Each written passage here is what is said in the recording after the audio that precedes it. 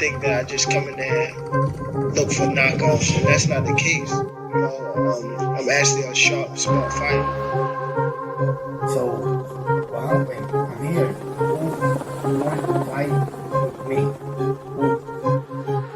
I really don't care who's in front of me. I don't feel like no fighter beat me.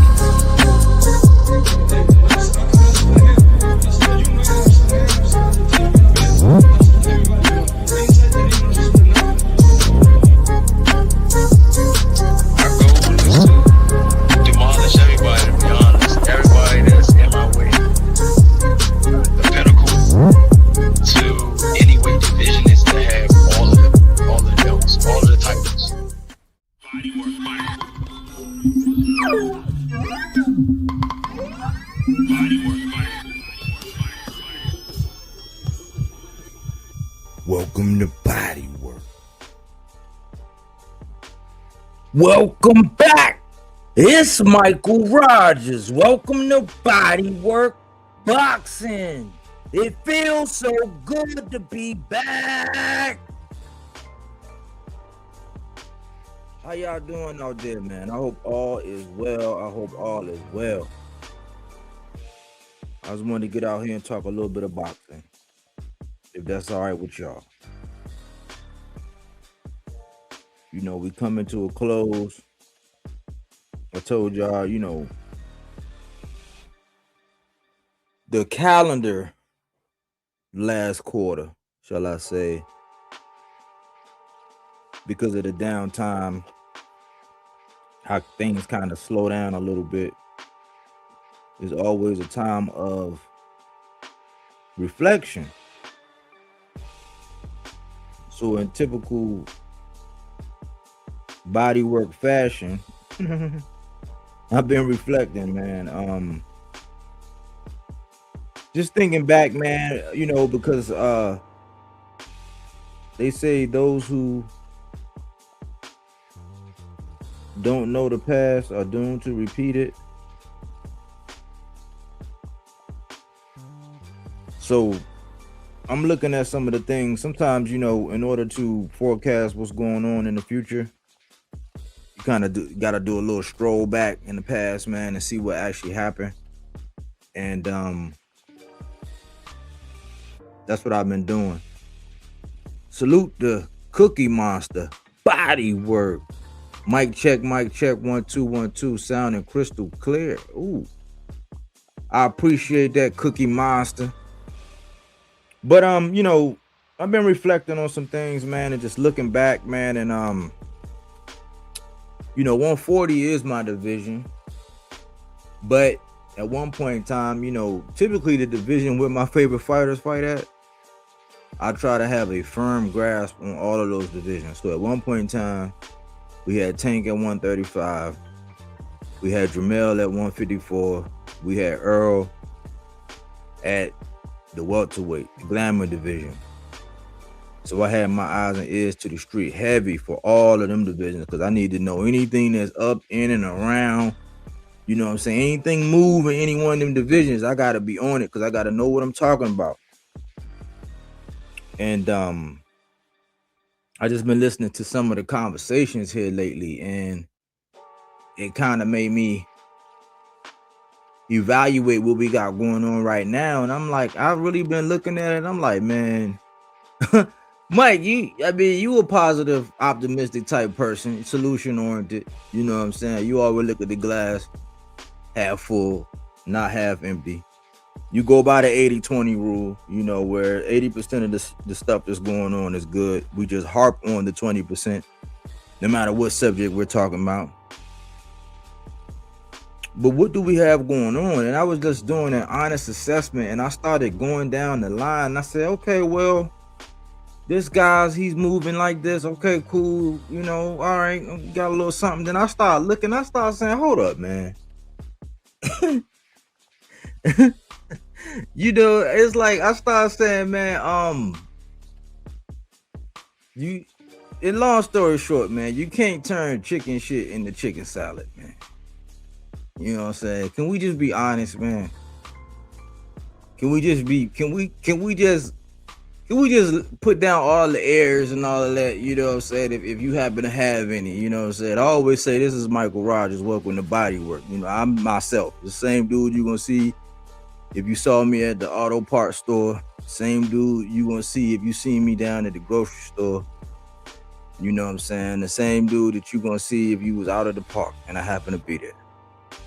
I take my true and honest self everywhere I go, even when I come online. So I've been here. It's just that I'm seeing and hearing that a lot of people out here online in the boxing stratosphere have not been honest with what we actually have going on at the welterweight division, and they are trying to turn chicken shit into chicken salad, and that's not right. But we're gonna cook, you know what I'm saying? We're gonna cook as always, man. Gaslighting is at an all-time high, and I know I've gotten away from it, but I feel like I gotta go back over it sometimes, man, just to put it out there, man, just to set the tone. You know, gaslighting, the practice of psychologically manipulating someone into questioning their own sanity, memory, or powers of reasoning. See, here, your reasoning is welcome here. We're not gonna tell you shut up. We're not gonna curse you out. You know what I'm saying? We not, you know, I'm 45 and I think I've been done with the your mama jokes. And we're not gonna say nothing about your mama over here. We ain't gonna tell you your mama this and all that. You know what I'm saying? We ain't gonna do all of that. If you get out of line, we might make you feel stupid, but not off the rip. We'll give you an honest go at it. You can speak your mind. But we welcome you to have your powers of reasoning. We welcome for you to have a memory like an elephant, because if it's anything like mine, then in a lot of things, we'll probably see things the same way, even though you don't have to agree. Eureka! You can disagree with me. How about that? And I always say, stop me if I'm lying. Anything you hear, I always say, stop me if I'm lying. Why? Because that's just how I want to roll, man. I'm the type where if I got a booger in my nose, I want you to tell me. I got some toilet paper on the bottom of my shoe. I want you to tell me. My mustache looking all crazy. The goatee's crazy. Tell me. You know what I'm talking about? That's just me. You know what I'm saying? So this is an open invitation for you to join the conversation with no hesitation. As I put down this demonstration, and I'm going to get into this housekeeping because I don't want to keep y'all waiting. You know, let's get right into it, man. We ain't gonna play no games today. We ain't playing no game today, okay? Where's my housekeeping at, Mike? Housekeeping, number one. Bruce Shoo Carrington finally gets a title shot. And I'm happy for him, man. We've been sitting around waiting. I know over there on Smoke Session when I was talking to Pop, we had our eyes on Shoo. And every now and again when we get to talking about him, we say, hey, is he ready? Well, how do you think Top Rank is moving them?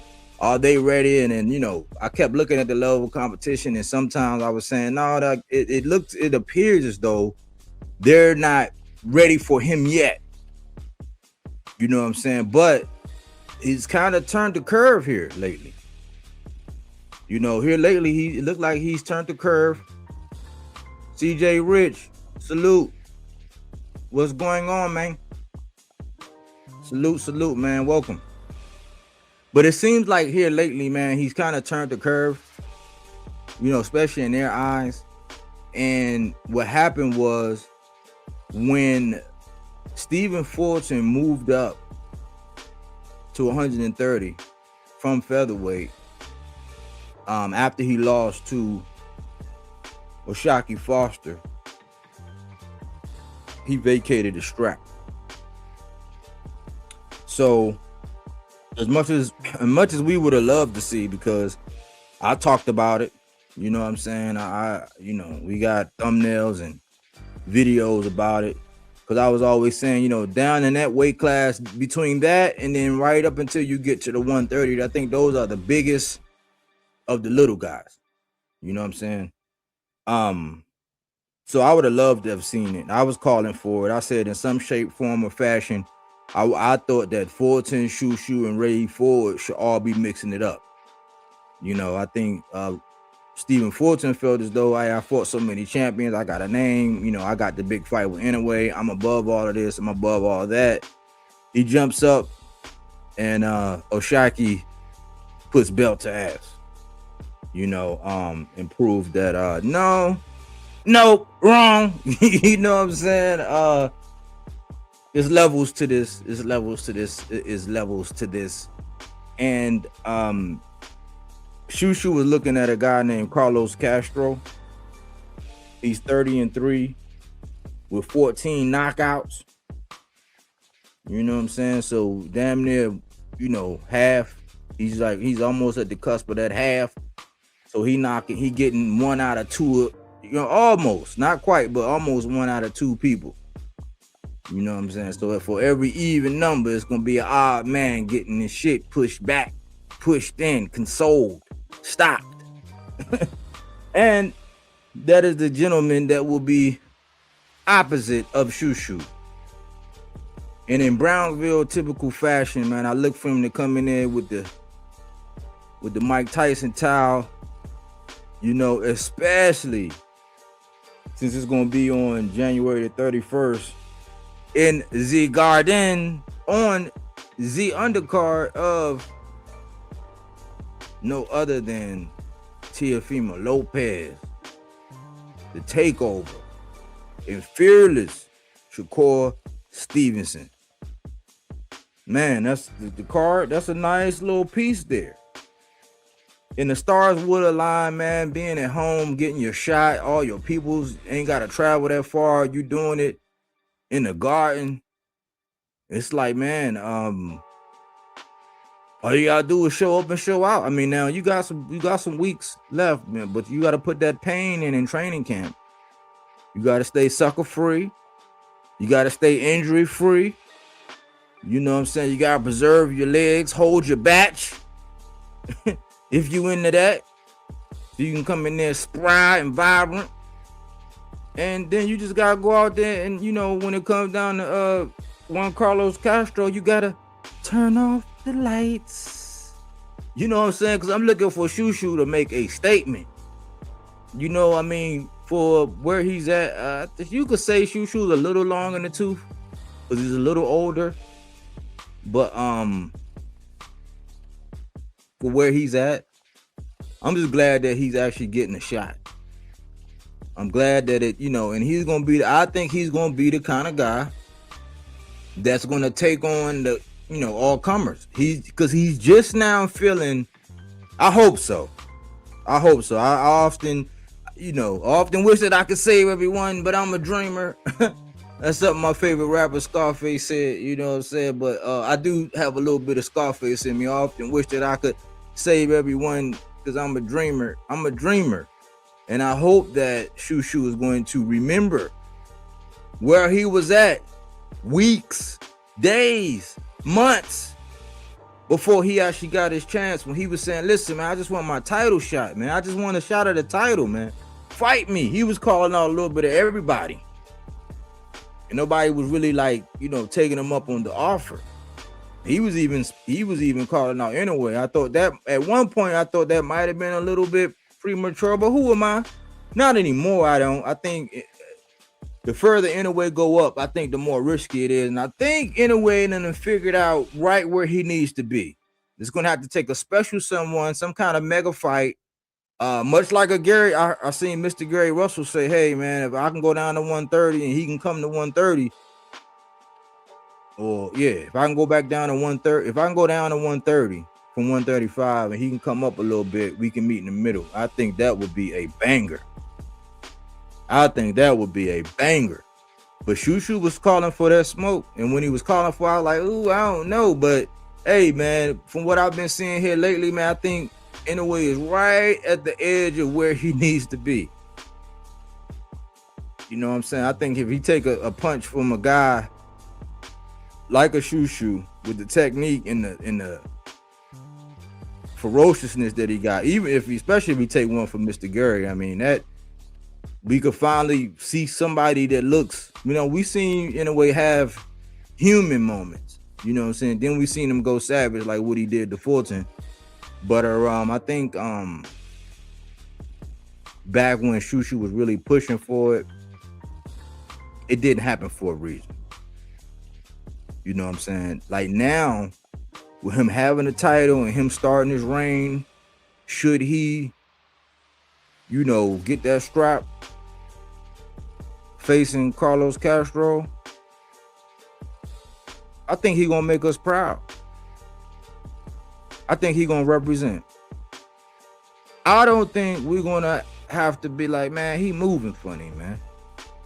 At least I hope. I got my fingers crossed. You know what I'm saying? But that's the first part. So salute to Shushu.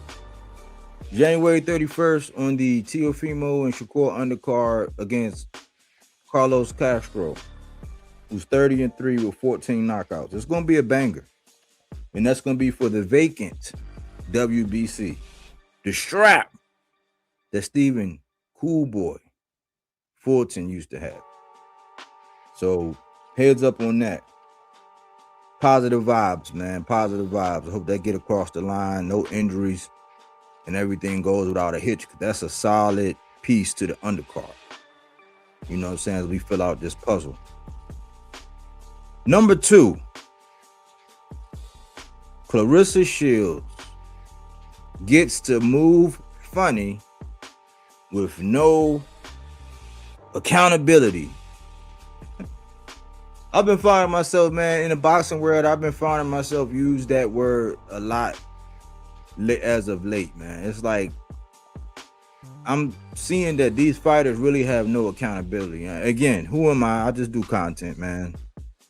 If you don't like it, eat the fish, spit out the bones. But I've been looking at the ones who be saying I'm one of them ones, the ones that be so braggadocious, the ones that be I'm him, I'm her, I'm the GOAT, I'm GTA, I'm, TBE, I'm all of the glowing, self-affirmations and, muy grandioso adjectives of themselves, man. Them ones that be like, man, that they be claiming they be on some predator shit, but when I actually see they moves, they don't really be on no predator shit. You know what I'm saying? They really don't, man. Like the ones that be like, man, I'm the GOAT, I'm GTA, I'm the best ever, I'm the greatest. They really don't be on no predator shit in this day and age, man.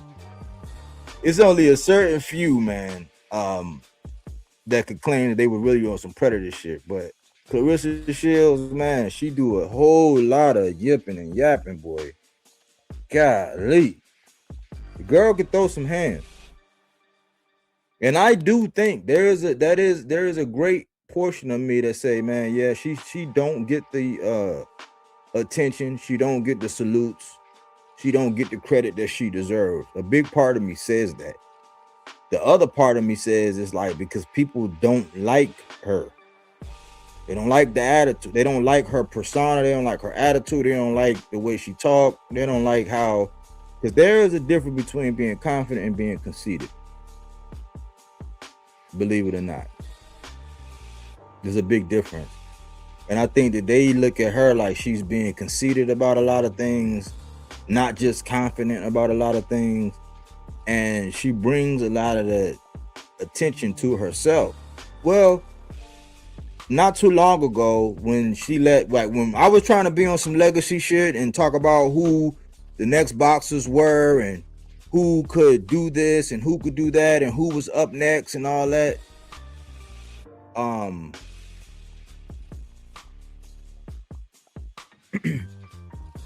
I'll get to your comments. I see your comments. But like when I was trying to, keep the train on the tracks, try to pack in that nutritional value, everybody was on some gossipy shit. Like everybody was all into what Clarissa had going on with Layla Ali, and I'm like, hold on, man. Like, why are y'all really entertaining this?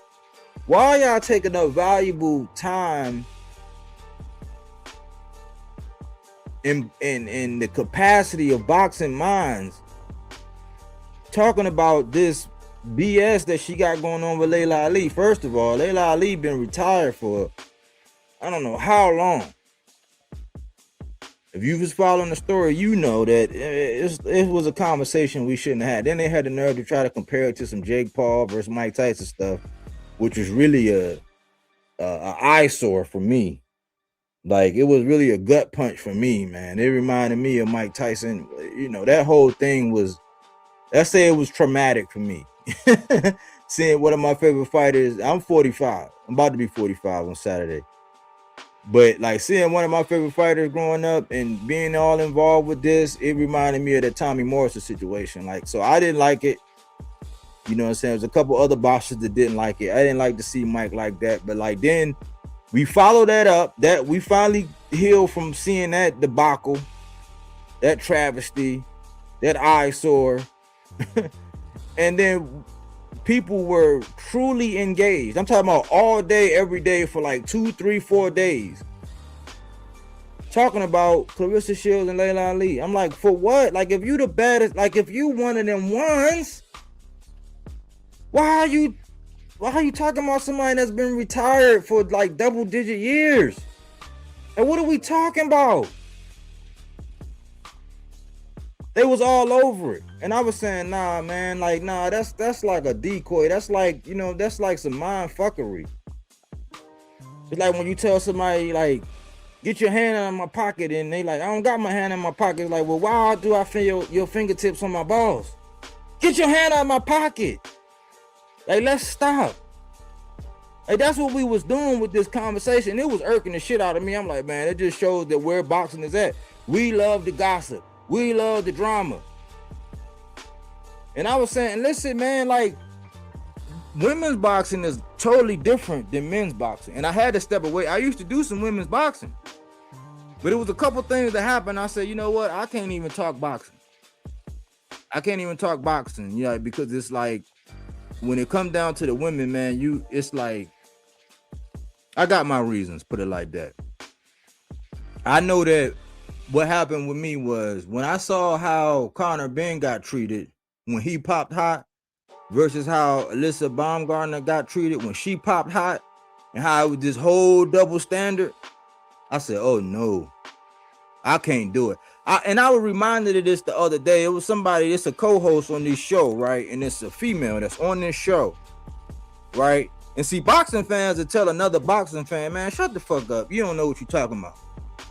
But like, if when a woman step into that space, right, and a fan be like, man, shut the fuck up, you don't know what you're talking about. They'll be like, oh, you talking to a lady like that? It's like, nah, man, like, nah. When we come online and we talk boxing, outside of like, cause like I just said, I don't do your mama jokes. We're not gonna talk about your mama. We're not gonna talk about your family members. But as a boxer fan, I'm like, man, shut your dumb ass up. I don't want to be worried about whether or not I'm talking to a woman boxing fan or a man boxing fan. So I just said, man, you know what? I'm gonna stick to the rivers and the lakes that I'm used to. I'm not gonna go chase no waterfalls. I think that's what Ephesians 5 and 6. I think. Don't quote me. I'm not gonna do it. So I fell up off of it. So when it came down to the whole like Clarissa and Layla Ali, I was like, nah, like y'all are missing something. Cause I recall when it was one Shadeja Green. She was coming up, you know what I'm saying? There was history, they used to be friends. I know the whole backstory because when Shadeja Green hit the scene, I was like, Eureka, who is this? She gave me hope. I was like, oh man, is there another one here? Like, do we got something else in our presence going on? Like, what do we have? And then I seen a couple fights and I was like, okay, cool. Because I was just like, yeah, like I was waiting on that Franchon fight. Franchon, you know what I'm saying? Representing Baltimore. She proved me wrong, made me eat a lot of crow. Made me feel bad for picking Shadeja in that fight. Showed that she had dog. Grit. You know what I'm saying? She like, I ain't gonna be no easy win. She was in there throwing them things and she was hustling. Like, I was like, man, I gained a lot of respect for Franchon after that fight, man. But I was saying, I always had the sights set on Clarissa going up against Shadeja. And I remember the conversation. I remember the conversation with Shadeja being on a Haney Voice, her getting interviewed, her sharing her story. Former basketball player, like just going through it, and like you can see something in her. Like Shadeja a little different, especially when she ain't being lazy. You know what I'm saying? She on her game, she in shape, she happy. Like, man, Shadeja is something else. And I remember the conversation from Clarissa was like, oh, she ain't got no title. What do she got to offer? You know that game. But see, women's boxing is different than men's boxing. You know what I'm saying? Like, you can be a big fish in a small pond, but guess what? It's a couple big fishes in that small pond, and it ain't too many places where you can run to and too many places where you can hide. Like, it's more like an aquarium in women's boxing, not an ocean like it is in men's boxing. You see what I'm saying? So I was with it when Clarissa was like, well, she don't got nothing to offer, and I'm like, well, yeah, she probably gonna want a bag and, you know, the whole high risk, low reward. And I got to analyze. I started saying, hold on, man. Before you get to doing goofy stuff like moving up and fighting people that's like still in the single digits and you supposed to be the GOAT. It's like, hold on, man. Give this girl a chance. Why? Because it's the same thing I be saying on men's boxing, and how when somebody's long in the tooth or it's a name that ain't nobody that people don't necessarily like, the only thing I be looking at is that the only reason why you don't really want to fight because it might be an ass whooping. It ain't the whole high risk, low reward. It just, you might get your ass whooped. So I started saying that with Shadeja. I was like, man, maybe Clarissa. Because if you big and you bad and you know it's an easy dub, take that money.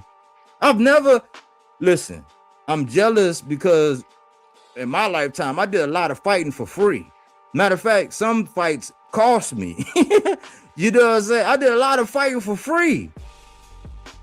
I've just never understood that when you're in a profession where you can actually fight and get paid for it, and it's an easy dub, in your opinion, easy work, go get it.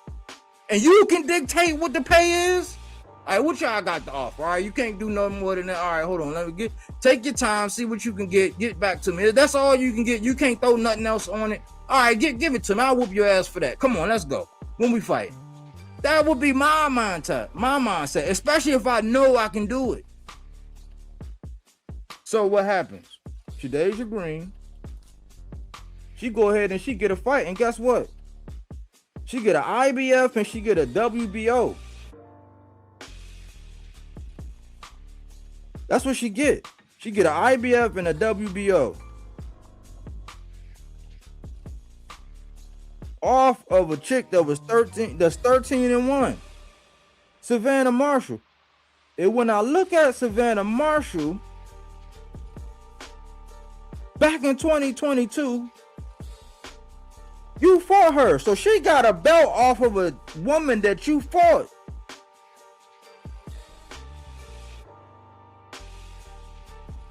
So I'm like, hold on, she just got a belt. How come y'all ain't talking about Shadeja? Like, she still, what you saying she still what behind the ears? She still don't have nothing to offer, even though she got 2 straps. But then she get to pick Cruz Dezern and their friends, and I respect it. I don't really care about it because I like Franchon now. You know what I'm saying? I actually like her, man. I'm actually not that I didn't like her before. I just thought in my heart of hearts, I thought Shadeja was gonna do her thing when it came down to Franchon. But like that fight in particular, it's like, man, I gotta put some respect on Franchon's name. So for her, especially her being from Baltimore, her being her true authentic self at all times, no matter what, you gotta like somebody like that. You gotta pull. So I'm just happy that she's able to get it back. But as far as the GOAT, nah, you getting the pass to be able to move funny. You get to attach yourself to, you get to say you'll beat the shit out of Keith Thurman. I think you added another man to the conversation again. It's just like, it's just getting dumb as hell, man. It's like, give Shadeja Green a shot. You know what I'm saying? Like, I'm not going to go too heavy on this because, I mean, Franchon is going to get a bag out of this. She's going to get another opportunity to be in the lights and, you know what I'm saying, further her career along and continue her great run. But, like, I just got a different expectation. When you be saying you the greatest, you better than this and that, the expectations are higher, but I've been noticing something here lately. We're in a different era where you can say it without showing it. As long as, remember I say, he who controls the printed page controls the thinking of this age. So if you can write it in a paper, if you can have a group of writers or a bunch of people that have a vote in the Hall of Fame and all that, you can jiggle their balls, tickle their fancies. Your reputation will precede you. Why? Because they'll do it in articles. They'll do it on timelines. They'll do it online. You don't even got to do nothing. But do a couple interviews when they ask you. And you will be perceived as the greatest. But y'all go ahead and let the GOAT move how she want to move with these funny ass moves and don't say nothing. But here, silence is consent, which means all it takes for evil to prevail is for men and women to remain silent. So we speak to the things that we don't like. We give voice to the things that people are scared to say. So I'm not with it. You know what I'm saying? The GOATness is in question in my book. I know she a bad mamma jamma. She probably the best one lacing them up. I just don't like the behavior, man. What is it now? She got belts. Like, you get in the bag. Why is it? I don't get it. But y'all can let her move like that. I gotta say something about it. Y'all can glaze over it. Y'all can remain silent. You know, like everybody else who ain't gonna say nothing. Ain't gonna be hindsight is 2020. Which leads me to my last one. Bud's retirement proved bodies hindsight is 2020. Remember when I told y'all, man, you know, because I've been seeing and hearing here lately, man, a lot of people have been rewriting history. A lot of people have been doing what I read off, gaslighting.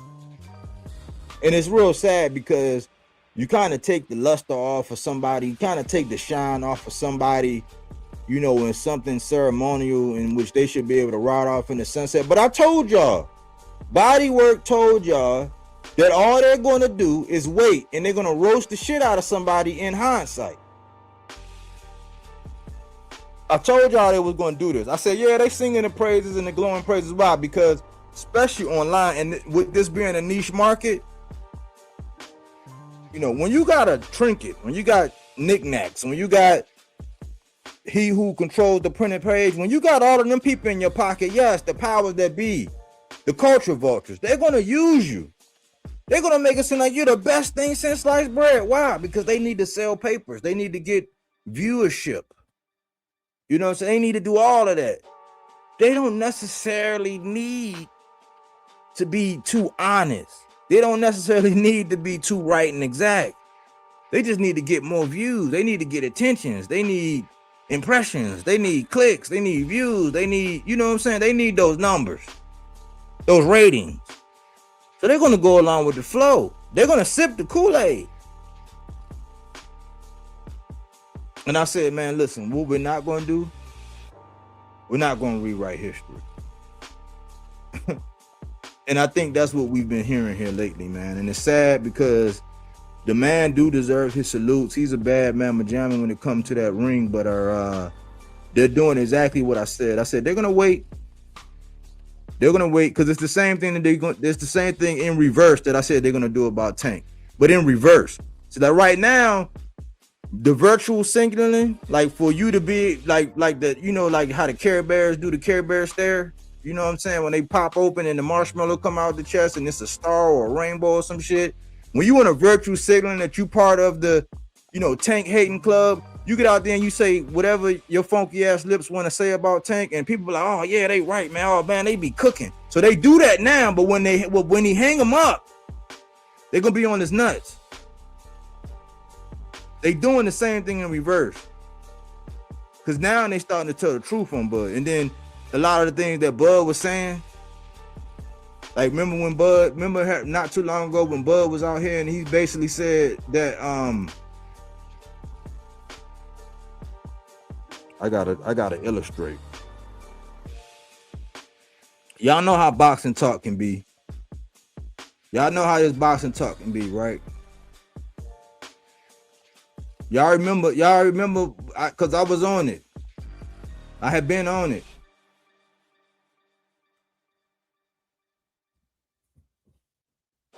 Y'all remember when Bud basically said that the man that this man don't deserve to be in a hall. He's not a Hall of Famer. He don't deserve to be in a Hall of Fame. And I said, man, that's a self-inflicted gunshot wound to the foot. You done blew off.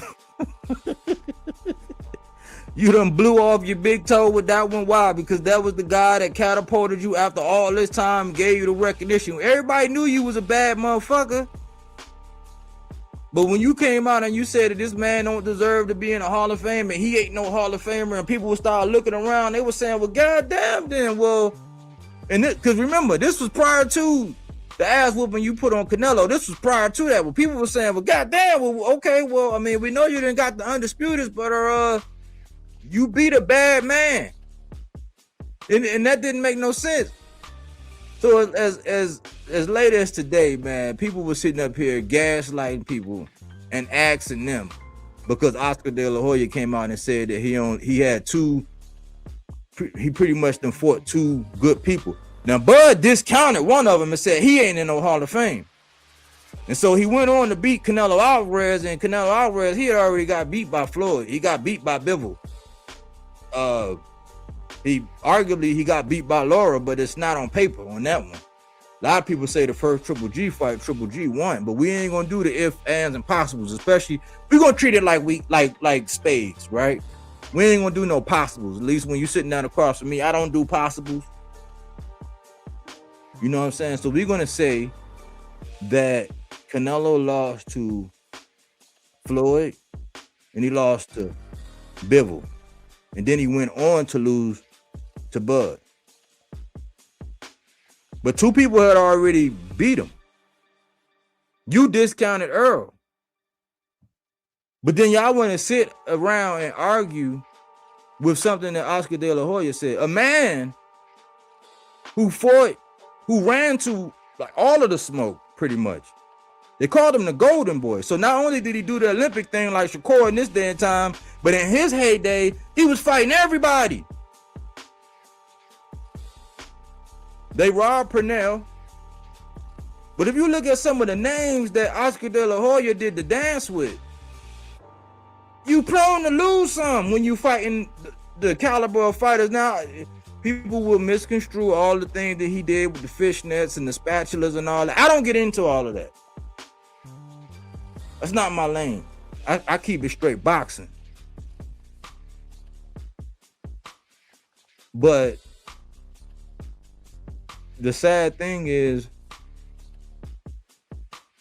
accolade-wise, the man has done something that nobody else was able to do. And he's found a way in both instances to take away from his own greatness. What do you mean, Mike? If you listen, I'm gonna tell you, right? He discounted Earl and said the man ain't no Hall of Famer. Okay, so bang, bang, I shot you down to the ground. Bang, bang, you shot Earl down. He ain't shit. And then you beat Canelo, but then you don't pay the fee, and then they question whether or not, because they say it was pay to play. If I can borrow from AC, they say it was pay to play, and you played, but you didn't pay.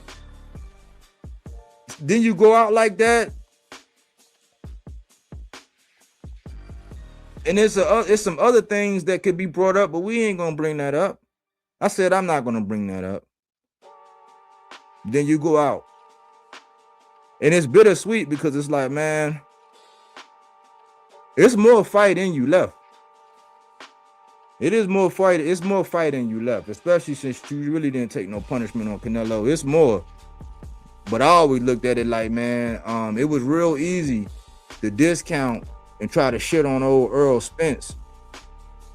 You know what I'm saying? When he had that crown and everybody was, you know what I'm saying, and everybody was just looking, poking and prodding, because remember, I told y'all about the connotation. When it come down to PBC, it's called gangbanging. But when it's Matchroom, Turkey, Top Rank, they don't call it gangbanging. They call it, you know, supporting your favorite fighter. But Earl was part of a four-headed monster between Wilder, Tank, Earl, and Jermell.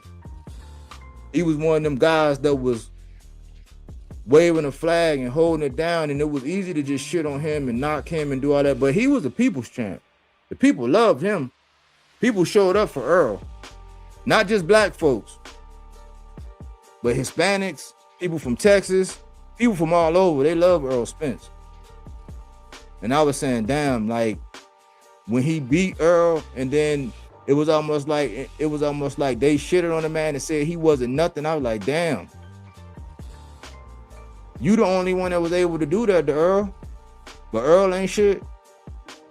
When Earl hit Sean Porter and made his eyes roll in the back of his head when he went down, I got it. I was going to play it tonight, but I said I ain't going to do it. I still might, though. Don't rule it out. I still might.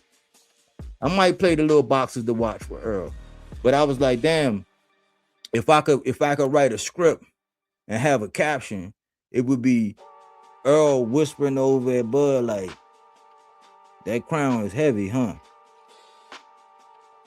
Because it's different when you looking at somebody. It's some young boxers that's going through this. It's different when you looking at somebody and they on top and they rocking it out, and you looking at it like, man, if I was, it's almost like just like a company. When you like, man, if I was the CEO of this company, I would do this, I would do that. It wouldn't be none of this. I would move like that. And then you just so happen to become the president. You're like, damn, this is a lot of shit to deal with. It's probably a lot like how them presidents be. Like when you look at a time lapse of how the presidents look when they first get in office, and then you look at them when they get out of office, and when you look at how Obama looked when he first got into office, he looked like he might have been in his 40s, maybe early 50s. By the time he got out, he looked like he was every bit of 70 years old. Heavy as that head that wear that crown. And people are being right and exact, but you did it.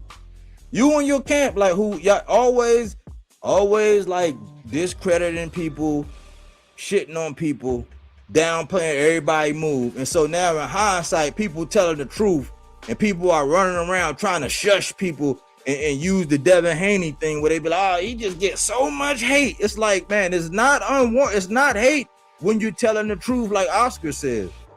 And I don't agree with everything Oscar say, but if you're telling the truth, it's not hate. It's really not, man. It's just sad that a lot of cowards waited till the man hung up the glove to start telling the truth. Because maybe before people retire, if you gave them their salutes and you were more honest, maybe they would have something to thrive and strive for. Maybe they'd be like, damn, you know what, man? Like how, you know how Tank got a saying. They say, man, if you support me, I'll fight for you. That's what he say. Other than the little personal troll that he got, like the one where he got a personal vendetta against, Tank ain't never shit on his fans. Tank ain't never just say, oh, the people in the UK, they are better fans than us. He ain't never said no sideways shit like that. You know what I'm saying? It's just been the one that he had a personal, something personal with that he done said some sideways shit too. And that happens. I just hate that they waited to this man, because Bud is special. Bud's a special dude, you know what I'm saying? I think in his own way, if you really know Bud and you close to Bud, man, I think Bud is probably one of the best people on the planet. I don't know where it happens, where something get lost in translation and this thing or this image or whatever he want to be out there in the public, something gets lost and something gets, it's like when a genie grant a wish, but the wish don't come out the way. It's like this image or whatever it is, whatever kind of message he be trying to get put out, it always get tangled and twisted up, and it don't translate. You know what I'm saying? In a great way. Bud was an excellent fighter. I'm sure he's an excellent father, an excellent provider. He cold. He's the closer. He's the last one you see on my boxes to watch, because he would shut shit down. Hands down, he a mean motherfucker in that ring. A bad boy. It's just the politics and the message and all that. I think he could have done a little bit better job. And shame on you cowards. Shame on you hindsight is 2020s for speaking the truth after the man hang it up and not being real in real time. Always trying to jiggle some nuts. That is Z housekeeping.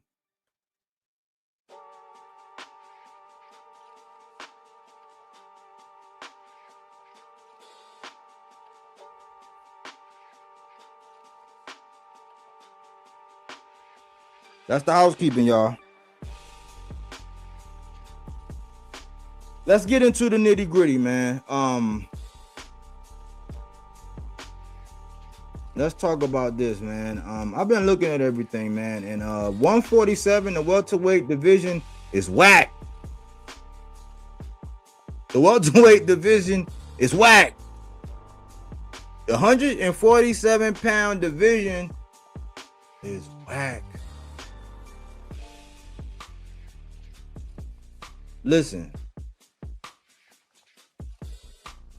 we're not gonna hindsight of 2020 this. We're gonna talk about this in real time.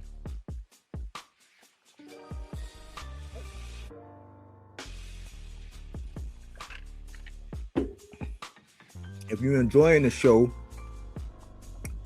please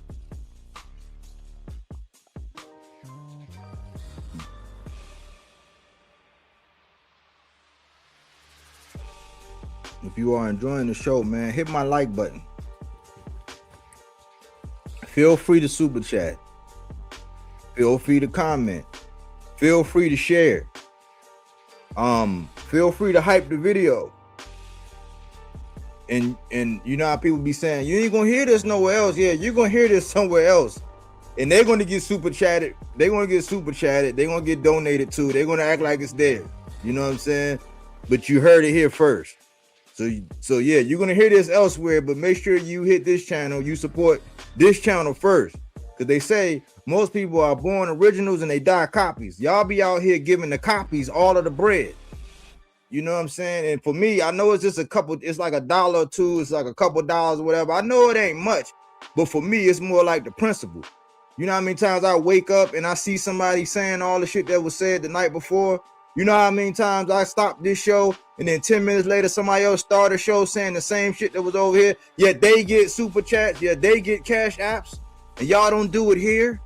And some of y'all be over there because I see y'all over there supporting these people, paying these people to say the same shit that I said here first.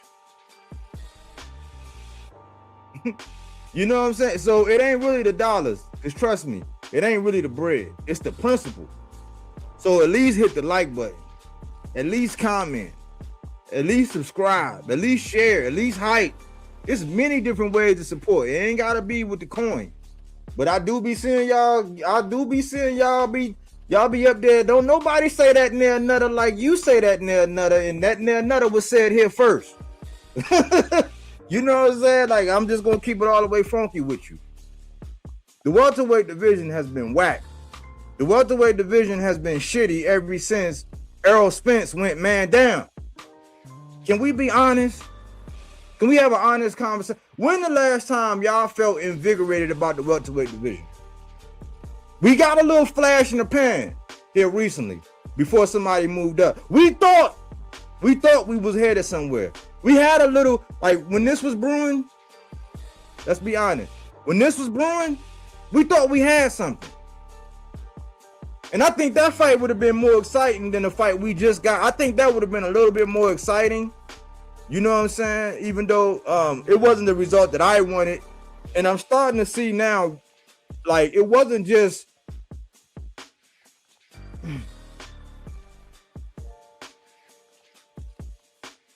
Dev Wall. Salute Bodywork. Salute Dev. He said, tell him again. I'm trying to say though, Cookie Monster, you know how frustrating that is, man, when you hear somebody saying your shit, when you see somebody using your thumbnail, when you see somebody that you clearly inspired, when you hear somebody using your terminology and people just like, oh, OG, man, you really be spitting. It's like, well, hold on, man, y'all didn't hear that nowhere else first? And they getting paid. You know what I'm saying? Like, but who am I? Anyways, when this was happening, when we thought we was going to get this, it was energy around the division. There was hype around the division.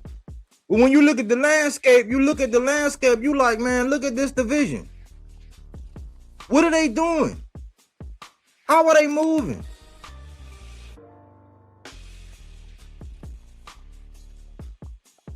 Thank you, Dev. I appreciate you. I appreciate you. I appreciate you, man. Thank you. I appreciate you, man. Salute, Dev. And like I said, man, I do appreciate it. That means a lot, man. Thank you. I appreciate that for real, man. It says a lot. It speaks volume. You say they'll pay a mofo to tell them to eat you know what, and their mama ain't. Yeah. 50, 60 years old, still talk about your mama and using your mama jokes. I'm like, is that what boxing talk has come to? But let me get into this, man, because it's about to get real.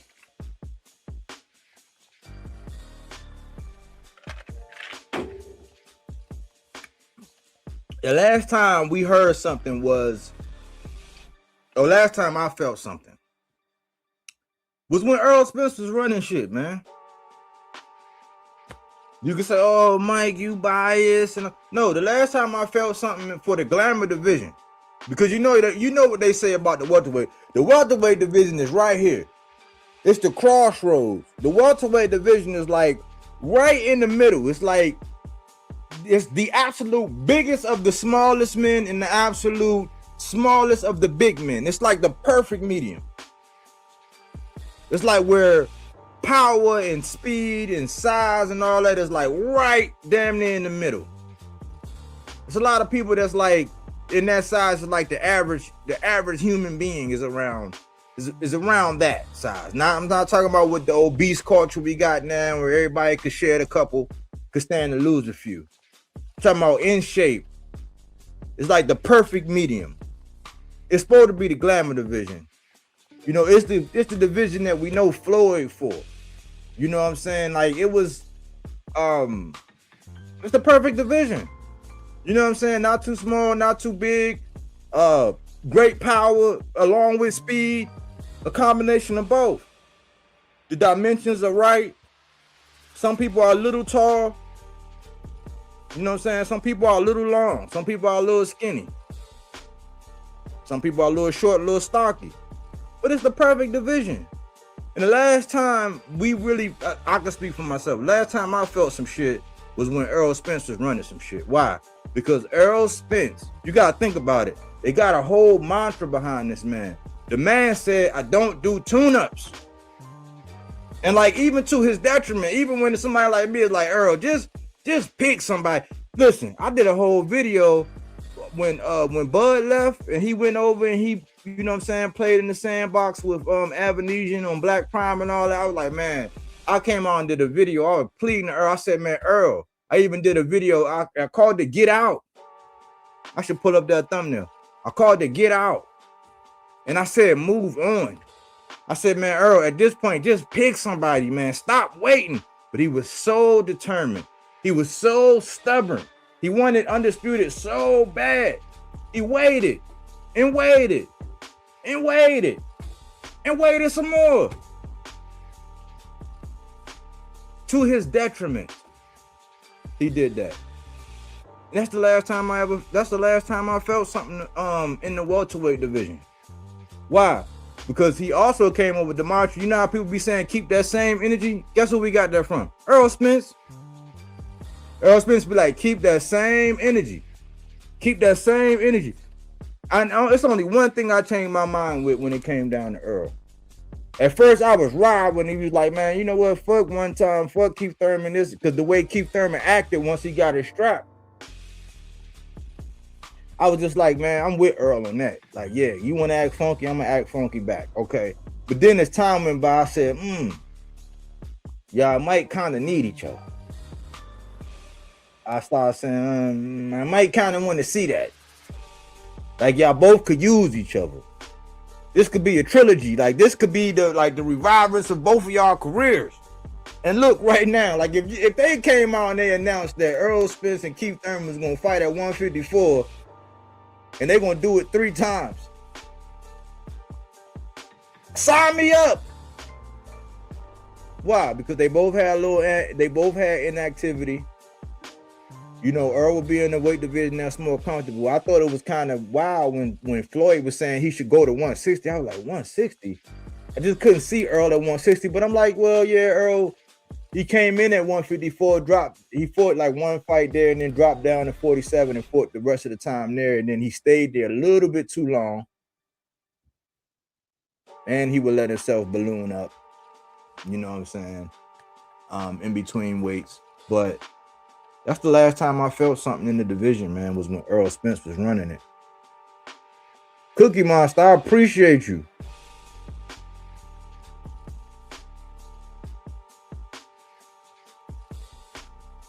They say they don't even get talk time on the other channels. You give open panel talk. Yeah.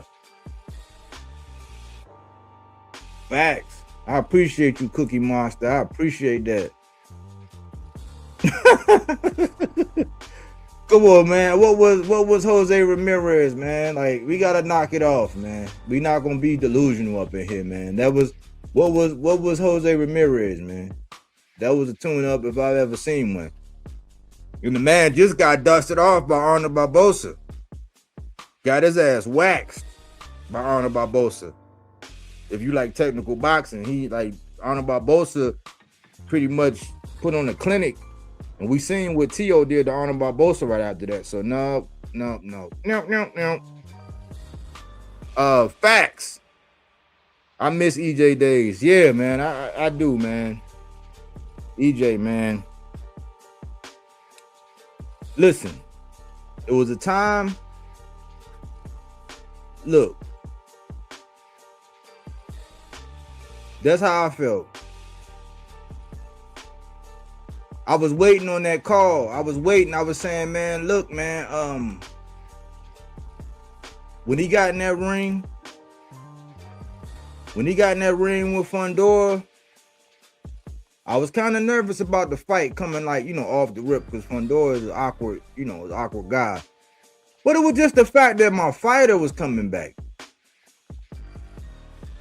You know what I'm saying? Like, I wanted to see Errol, man, because there's not much to not like about Errol. You know what I'm saying? It's not much to like, but he had that energy to where it's like, you know, they knocked him when he said, I'm gonna take the easy route. Right? But I've heard somebody say, like, they use it. I heard the Haney voice use it. I heard the Haney voice use this the other day. And they said the easy route. And then he said, well, not the easy route like that, but like the easy route as in, since, you know, contractually we're able to. I'm like, and everybody knew that that's what Errol meant when he said that. Errol meant that, like, it would be the same thing as, let me paint a picture for y'all. Y'all know how it's this big thing about how Tank was ducking everybody, right, at 35 and all this and all that. But, like, they always fail to mention that Tank was over there on PBC and all 3 of the other belts was with Top Rank. All 3 of the other belts was with Top Rank. So it would have been the same thing as if Shakur came out and said, you know what? I'm going to make it easy on myself and I'm going to get the straps this over here and then I'm going to go fight Tank. It would be the equivalent of that. But he said easy route. Why? Because all the belts was over there where he was at, except for the one that Bud had. And they misconstrued that. Why? Because they couldn't stand, I don't know whether it was Al, I don't know whether it was PBC, I don't know what it was. They just couldn't stand it. The Earl was on top. He was getting the bag. People actually, the stars came out. Like, you know how when Tank fight, how Madonna came out and Denzel, like when Earl fight, the stars come out too. Yeah. The stars used to come out when Earl used to fight. It'd be people out there in the crowd. You'd be like, oh shit, they was at the fight. Like, yeah, and they come. Y'all remember when Michael Irvin came out? It was like he be demolishing, mother. Like, yeah, y'all seen the energy that, like, this was after the fight. Michael Irvin, like, the energy is contagious. Like, where is that now in the welterweight division? Where is it? Can y'all point me in the right direction? I don't see it no more.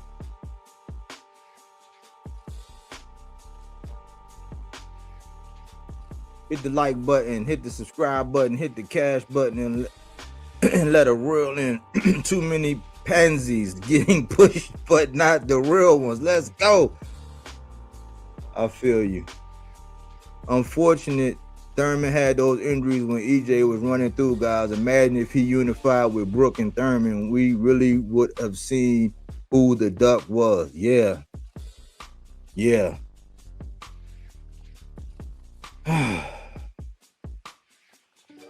You right, Dev.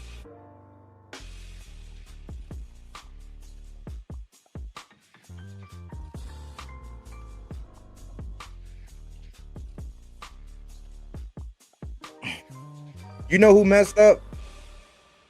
Keith Thurman. Thomas Hill, salute. You know who messed up? Keith Thurman messed up. You know how Keith Thurman messed up? Because he underestimated Manny Pacquiao. When he was saying he had T-Rex arms and, you know, little, you know, he just downplayed the old man just a little bit too much.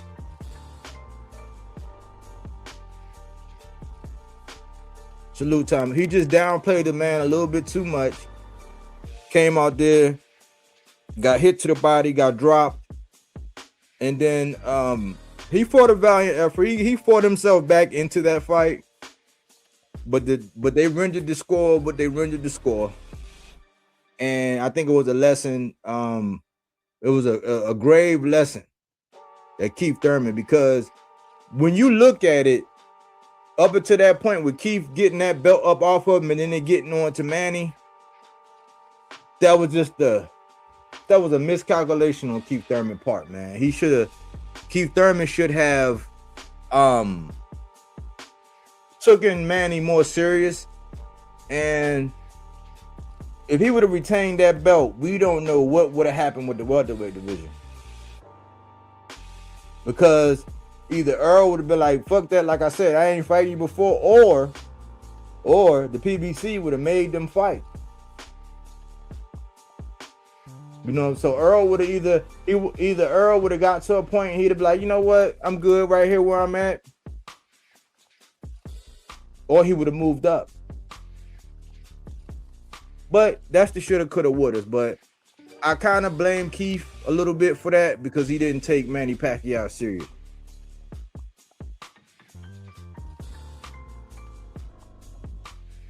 He was only saying easy route because Al had all his fights lined up to start collecting belts, but Bud fans twisted it up to make it seem like EJ was taking the easy. Yeah, facts, preach. See, that's what I'm talking about. Somebody who knows what's going on. But truth is, when EJ was on top, Bud was on the bottom, fight easy ass fights with one belt for years until EJ. Facts. That's what I said. Like, you let one dude do all the heavy lifting, then you come back. Cause I called it the dung beetle effect. I dung beetle. They let you roll your pile of shit all the way up to the top of the hill, and the dung beetle will pop out of nowhere, take your ball of shit, knock you off, and then roll that shit downhill on the easy, like taking the easy way home with all of your spoils. And that's what happened. That you go through all of that damage, that you go through and fight this killer after that killer. Discount the guys when you fight them and say, oh man, like, come on, man. And then like when he got up there and he got the Sean Porter fight, so he was at 2 straps. Bud still had his strap, and then it was the strap that went from Keith to Manny Pacquiao to Ugas to Earl. It was still a strap out there. When they asked Bud and them, they had no intention of fighting Ugas. And I was one of the only content creators. I said, listen, man, I ain't no genius, but Earl say he want undisputed. Bud say he want undisputed. Earl got 2 straps. Bud got 1 strap. It's still a strap out there. Who gonna go get that other strap? Earl had to go get that other strap. But he fought Sean Porter. Like, people don't even give him credit. Sean Porter fought that man because he was fighting for his father's love. When he was fighting Earl, he was fighting for his father's love. Earl still hit him in, like, I got it. Earl hit him and his eyes went in the back of his head like this and he fell out. He dimmed his light bulb when he fought him. And he got that drop to seal the deal. And that's how he took his strap when he was a reigning champion. He didn't fight him when he was one leg out on retirement. Like Carol Brook, he was. So I don't want to do this because in real time I did it.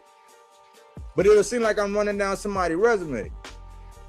But Earl fought Carol Brook after he had taken that strap off of Sean Porter. Barn, he went up there and fought Gennady. Gave him all he could handle for the first couple rounds. And then Gennady was like, boink. He went back, he healed, he came back. That's when Earl got him. It was a valiant effort, but Earl made him quit. He made Kell Brooks say. He put pause on Danny. Had Danny crying and talking about mental health afterwards. Earl was a bad motherfucker, but we ain't had that energy since Earl.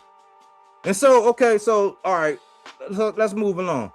When Earl, okay, it was a couple guys waiting in the wing, and Matt Stanyanis, he had been taken, and I'm talking about towards the end, like when Earl was, healing or trying to, get this Bud fight around that time, those last 2 years, right? You had Stanyanis, he was waiting in the wing. He kept taking step-aside money, right? You had Boots, the young phenom from Philly. He was waiting his turn. He jumped lines a couple times. He went through his whole management thing with Cameron Duncan, and he had a little something going on with Showtime and all this, whatever. And he was moonlighting as a PBC fighter, but PBC had to give the guys that was on their roster like first dibs. Like, if you're not like wholeheartedly PBC, then like we're gonna feed our. It's just like in your household. If you come over here like, yeah, me, my lady, my son, we gonna eat, and like whatever else we got left, then we gonna share and support. But we gotta take care of our own before we take care of anybody else. And they were moonlighting with the whole Showtime thing. They wasn't full. Boots wasn't full PVC. People like to try to rewrite history with that shit too. So the Stan Giannis and Boots was waiting, right? Virgil was waiting. Virgil and Stan Giannis was supposed to get it on 3 times. Stan Giannis had got appendicitis 1 time. Virgil had got rhabdomyolysis 2 times. Finally figured, hey man, if I try to do this again, I might, you know what I'm saying, unalive myself trying to do this. I got to move up. So Virgil got the fuck up out of there. You had Speedy Rashidi there.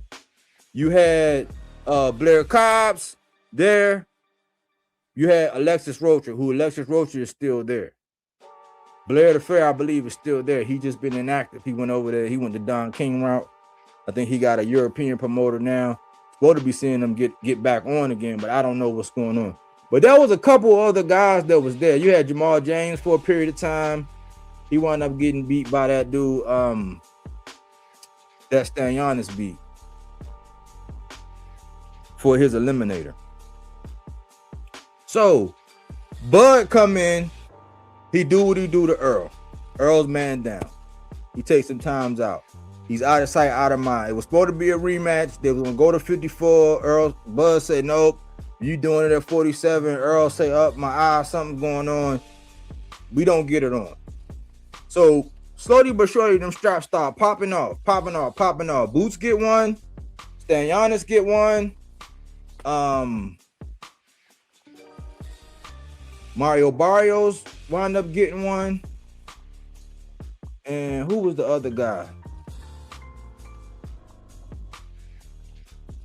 Brian Norman had got one. Brian Norman and Boots was supposed to get it on. They was moonlight. They was going back and forth, trying to line it up. It didn't happen. Boots say, listen, I want undisputed. He wound up getting Stan Giannis. He wound up spanking Stan Giannis. Made him quit, I think, about the 6th round. Didn't come out the corner. 6th round.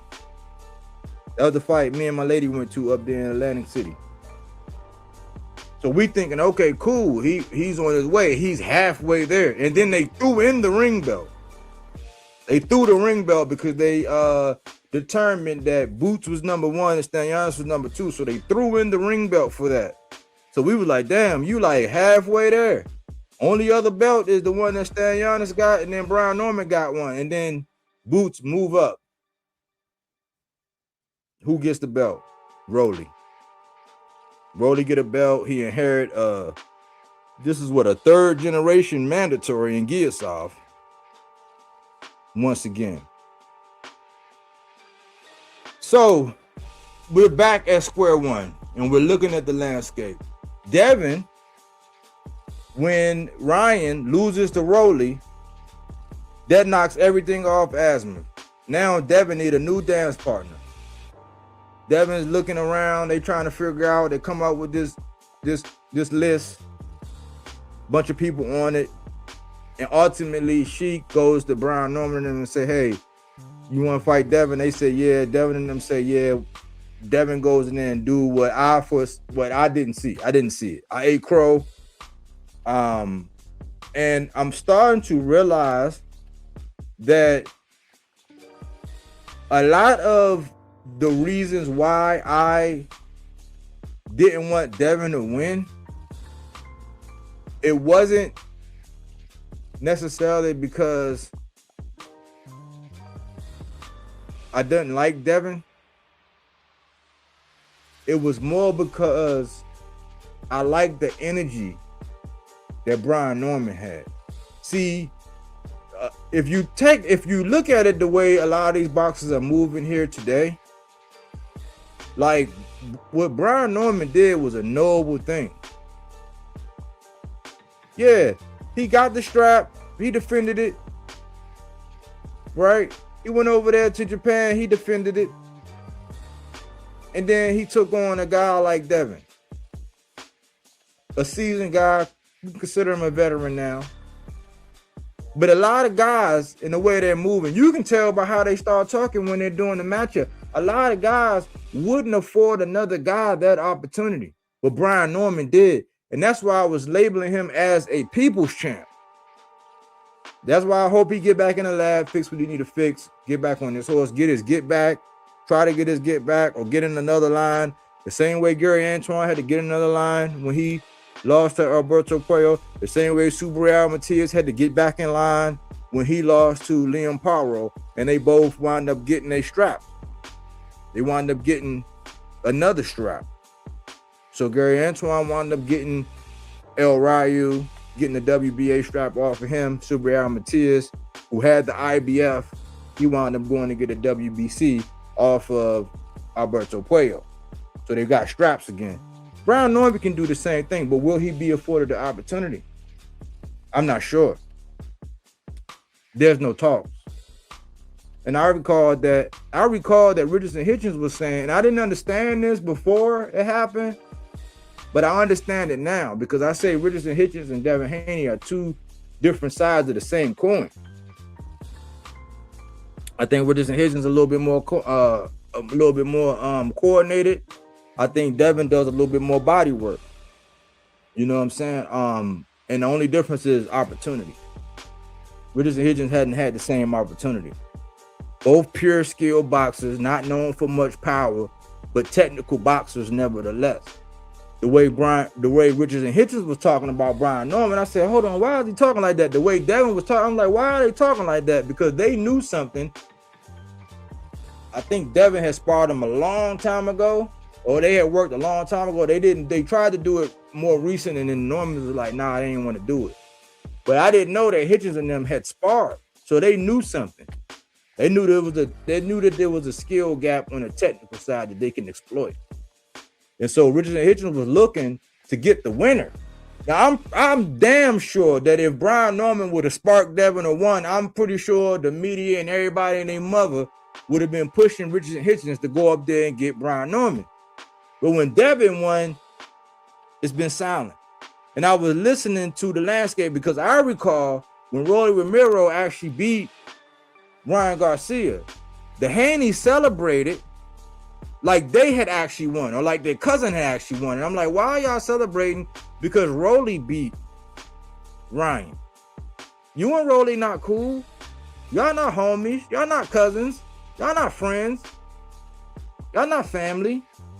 Why are y'all celebrating him and being all excited for him because they beat Ryan? It was funny energy, like in my opinion. But I said I'm gonna let it go. That left Devin without a dance partner. Jamal Charlo, Big Charlo.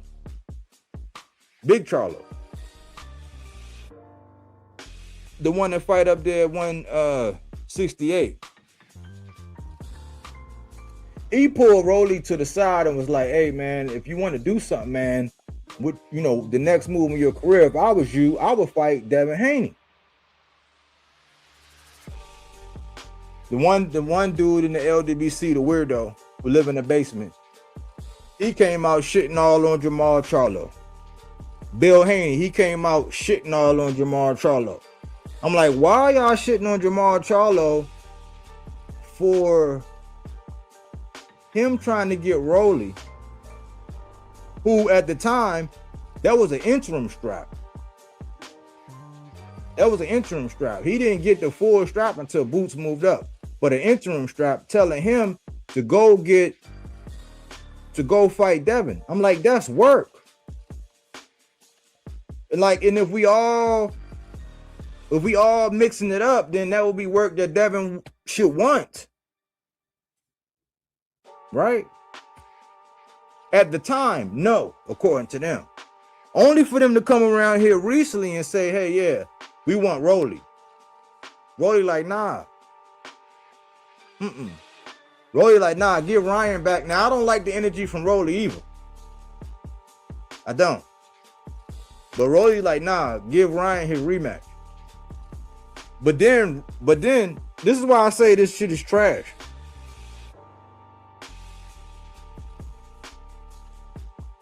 But Bud would never fought Ugas because he beat him years ago, but EJ did, and they didn't give him no credit. Boxing is crazy.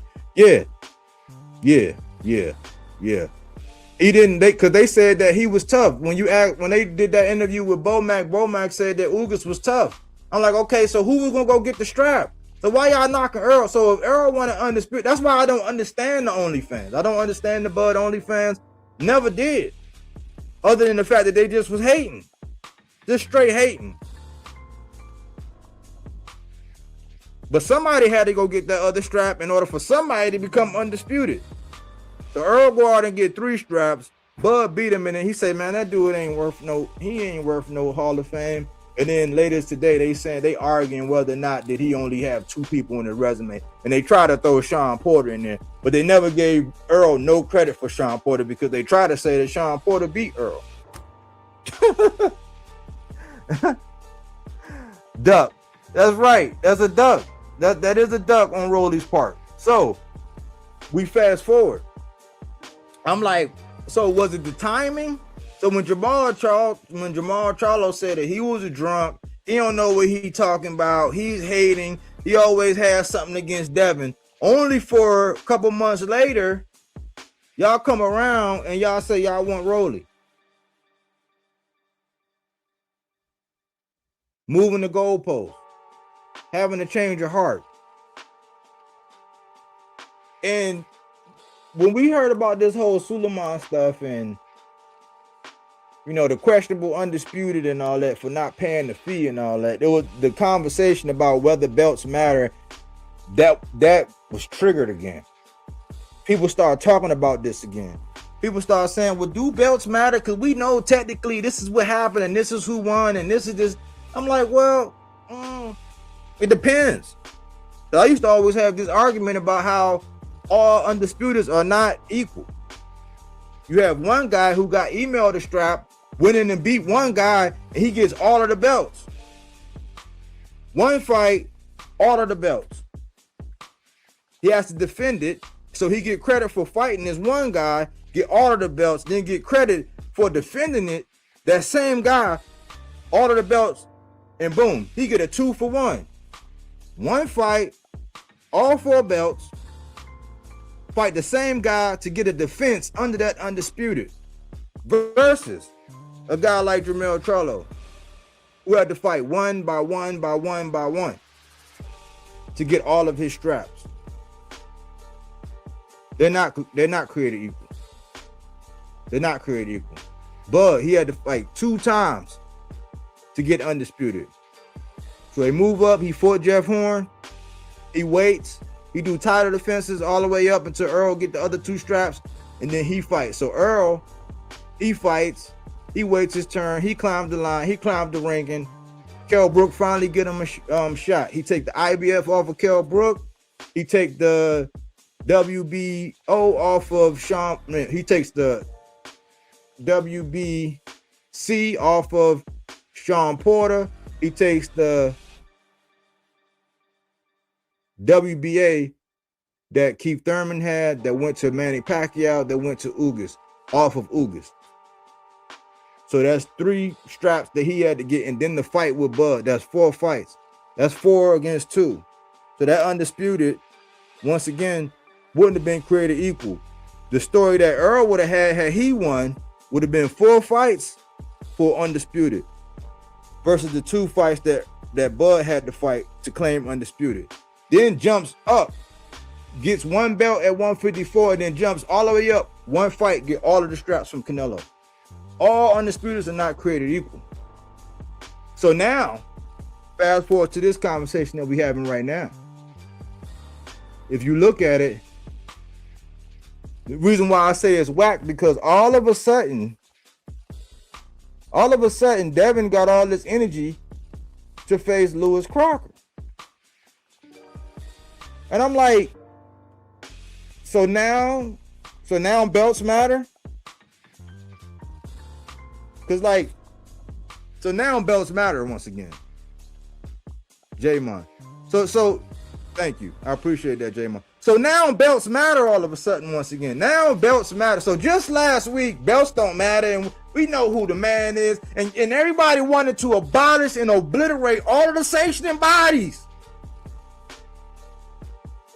All of the sanctioning bodies. They wanted to obliterate all of the sanctioning bodies when Suleiman and them came out with this stuff. When Suleiman and Butter, they wanted to obliterate it. And so now Eddie is talking about how Bill being all nice to him and calling him and being, you know what I'm saying, basically tickling his fancy because he want to allow Devin to get a shot at Lewis Crocker. And I'm like, hold on. Because I remember the dude from the LDBC who lived in the basement, the trash can.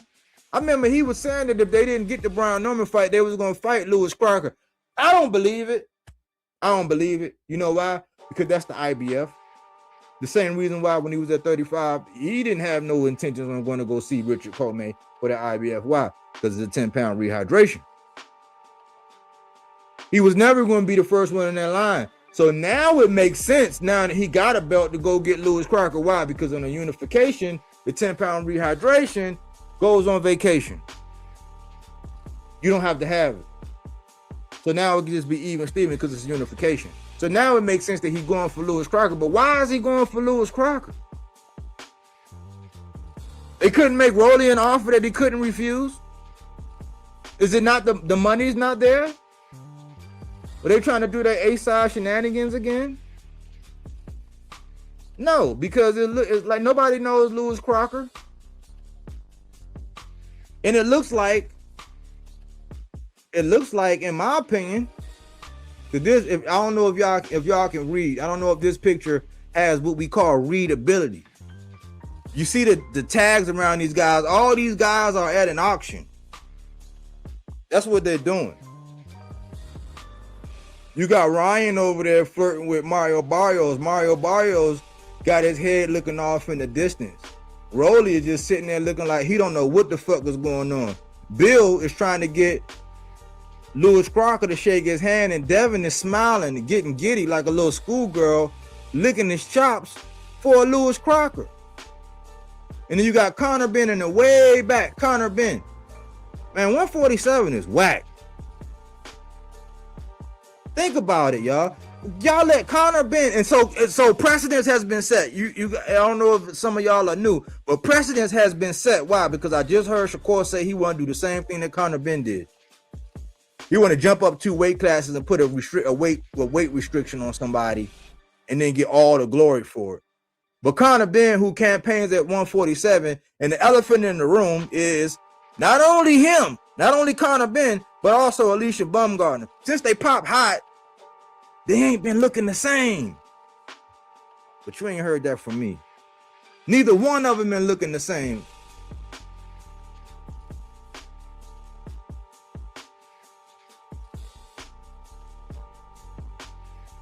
Bud never fight the next best guy in his division or the guy who has the belt to unify them, not just have one belt and wait to, never. And 147 is super trash. That's what I've been trying to say, man. 147 is trash. It's whack. You know why? Because it's because they're spoiled. Think about this, y'all. Let's look at this picture, man. These guys are spoiled as shit. The only one that's not spoiled, the only one that's getting ready to get duped is Lewis Crocker. Lewis Crocker are like them women that go like in Korea, since the ratio is all crazy, it's like 31-1. Like Lewis Crocker is like the female over in Korea when they call them queens for a year. Like right now, he has all these suitors. Why? Because the numbers. They looking at Lewis Crocker like fresh fish on the line. What you want, man? I got you, man. I got you. Look, we gonna do you right. Listen, man, you a champion. You don't nobody even know nothing about Lewis Crocker. But all of a sudden, belts matter. Just last week they didn't. But now, why? Because why the fuck is Devin gonna fight Lewis Crocker? As fans, what do we get out of that? Oh, y'all get to say, oh yeah, because he's chasing undisputed. Ain't that the same thing Boots did before he decided he wanted to move up? And I'll bet you that's what's gonna happen with Devin. I bet you that's what's going to happen. Well, you know what they're going to do? You know what they're going to do? Either somebody's going to emerge and they're gonna pop them belt. They're gonna pop a belt off of somebody like how Manny Pacquiao did Keith Thurman, right? So one of them other guys, they're gonna pop a belt off because it's somewhat likely that if Mario Barrios don't go in there and put in some pain, Ryan Garcia might pop one of them belts off of him. And then depending on who's in that line or whoever they line up with Ryan Garcia, depending on who jumps up in that space, somebody might pop that belt off of Ryan. And guess what? If Devin is to get that belt off of Lewis Crocker and Rolly is still playing hardball, or the guy that beats Rolly, because remember, Devin didn't want to fight Sandor Martin. Devin didn't want to fight Alberto Puello. But if a guy like Giasov is to pop that belt off of Rolly, Devin ain't going nowhere near no Giasov. He ain't going nowhere near no Giasov. I bet you he ain't. So right now, it's cool, just like how Boots was saying, oh, I want to get undisputed. And then eventually, depending on how this landscape changes, because it has changed, depending on how that landscape is going to look, he's going to decide to move up. And Karan, exactly, Karan, because I brought him up the other day. Karan, exactly.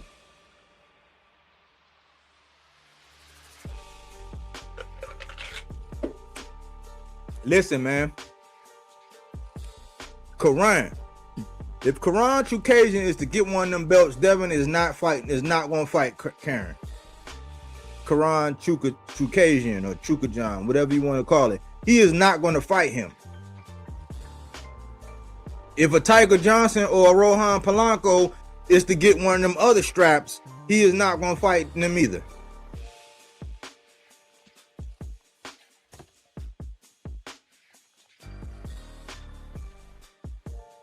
Exactly. So you know what's going on, J-Mon. You might know your boxing. Exactly. That's what I'm saying. So think about this, guys. Think about this. Do y'all get the same energy? Do y'all feel the same energy now that Devin is the man in the division that y'all felt when Earl was the man in the division? Even a little glimpse of hopes that when Boots had it, because it's real funny that when Boots, all of a sudden Boots move up. Think about this. He just did a catchweight with Jose Ramirez, and all of a sudden when Boots decide he's gonna move up to 54, all of a sudden Devin is full-fledged welterweight. He get one off from Brian Norman. Great job on that. Great job on like unstrapping, de-strapping, unstrapping the champ. But now Lewis Crocker? For what? For what? That's not weird to y'all? That's not weird energy? So now belts matter because they're going to tell you, oh, it's because he wasn't undisputed. It's like, no, you see a lick. You see a lick. And that belt, I'm telling you, you might as well look at Lewis Crocker like he's auctioning that belt off to the highest bidder. So however much money he can get, they auctioning that belt off to the highest bidder. Because who knows anything about Lewis Crocker? They don't care about sales. Because I've seen and heard this argument, especially with he don't sell. What do you got to offer? It's just because he got a strap. So now straps matter. So remember this, because last week straps didn't matter. When it came down to Suleiman and all that, we know who the man is. So now this week straps do matter because now they're trying to get Lewis Crocker. Exactly. Bud duck Boots and got stripped because he didn't want the Boots fight after EJ Bud buddies say they wasn't a duck when Bud clearly ran from 47. They say that all the time. I be trying to say this all the time, man, and I don't like doing this, but I'm gonna do it. I'm gonna say it. I'm gonna put it out there. You can't have it both ways. It's the Shakur thing all over again. The example I just gave, where Tank is over on PBC with one strap, he got the WBA. Shakur was on an island, a top-ranked island where all the straps was there. Lomachenko had a strap, and then who wound up getting that strap? Lomachenko had a strap, Shakur had a strap, and it was the strap that Baranchek wound up having it. He wound up fighting Navarrete for it. That strap. He was over there with 3 straps. So you can't say that this guy over there don't want to fight me. But then you sign a deal with Matchroom and tell Matchroom, hey, I don't even try to make the fight over there with that guy. But you don't re-up where you're at where the other straps were. You turn down a, what is it? What was it? A 5-fight deal? 6 fight, 18 mil? 3 mil minimum a WAP for an uncertain plan.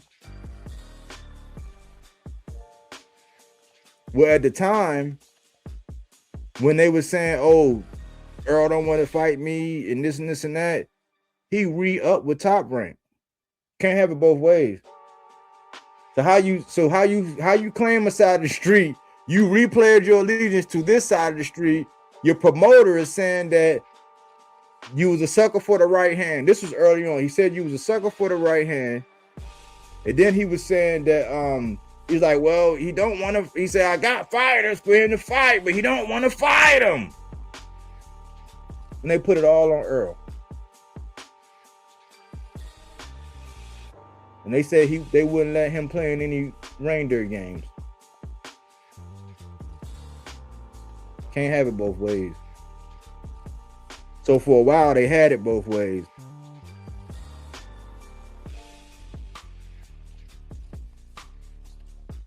And they rewrite history. But I knew that once he hung him up, they were going to come on and start telling the truth. And people were going to start saying, y'all being so disrespectful. It's like, no, because I'm going to tell y'all what happens. It just happened. I'll give you another example. It just happened. People be thinking that the outcome of a fight can nullify all the actions and the activities in the build-up to a fight. Like, I'll give you an example. Like Devin and like Bill. Bill said some crazy stuff about Norman Sr. His mom, you know what I'm saying, left. His mom had transitioned, right? He said some crazy shit about his mom. And you would have people thinking that just because Devin won, it rectified all of it rectified him saying that BS and all of that. It don't. The results of the fight are the results of the fight, but what happened in the buildup is still what happened in the buildup. So people be thinking that just because what happened on the night when Earl and Bud fought, they think that because Bud was victorious, it negates all of the bullshit that happened that led up to that fight. It don't. It's a salute, it's a congratulations because you got the victory, but it don't nullify everything that happened prior to the results of the fight. So moving funny, all of that, they don't negate the moving funny. It don't negate the whole the leaving the man at the altar, the him knowing that he wanted to move on. Like, it don't negate none of that.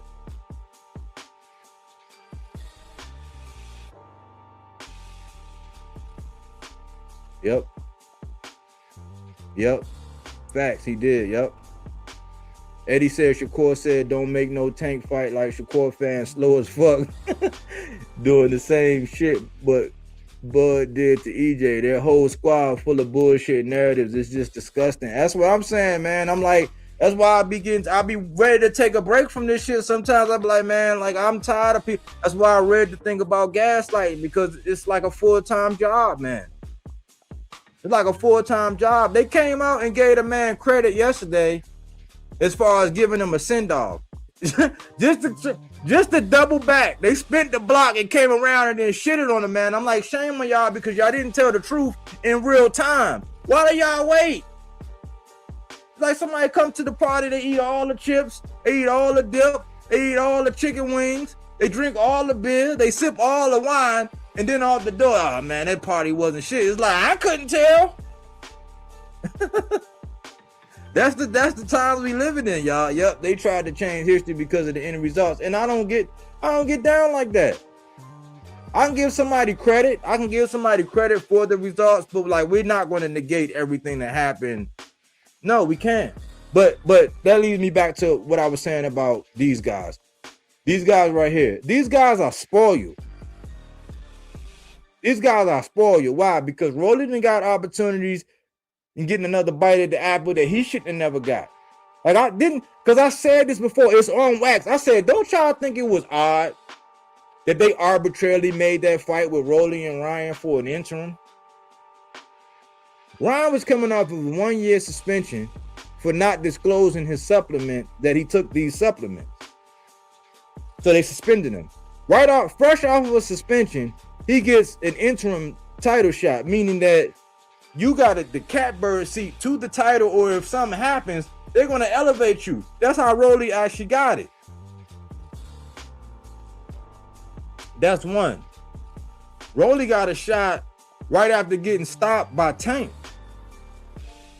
Rolly gets another shot after getting stopped by Cruz. Rolly got a gift when he got beat by old man Barroso, and Tony Weeks came in there and jumped in the middle of the scene prematurely. These guys are spoiled. And I like Rolly. I mean, I like Rolly in general. You know what I'm saying? He's not my type of fighter or nothing like that. Don't get me wrong. But in general, I like Rolly. Rolly has grown on me. You know what I'm saying? I no longer insult Rolly and all that. But when I say spoiled, that guy is spoiled. Ryan is spoiled. I always say Ryan could be an animal if he dedicated himself fully to boxing, but he has been spoiled. He's been getting a lot of bread. I don't knock the man from getting the bag. Trust me, I don't. So if they'll give it to you, take it by all means. But he's gotten plenty of dough. He's getting opportunity after opportunity after opportunity, and he's taking boxing for granted. Why? Because he can get money elsewhere.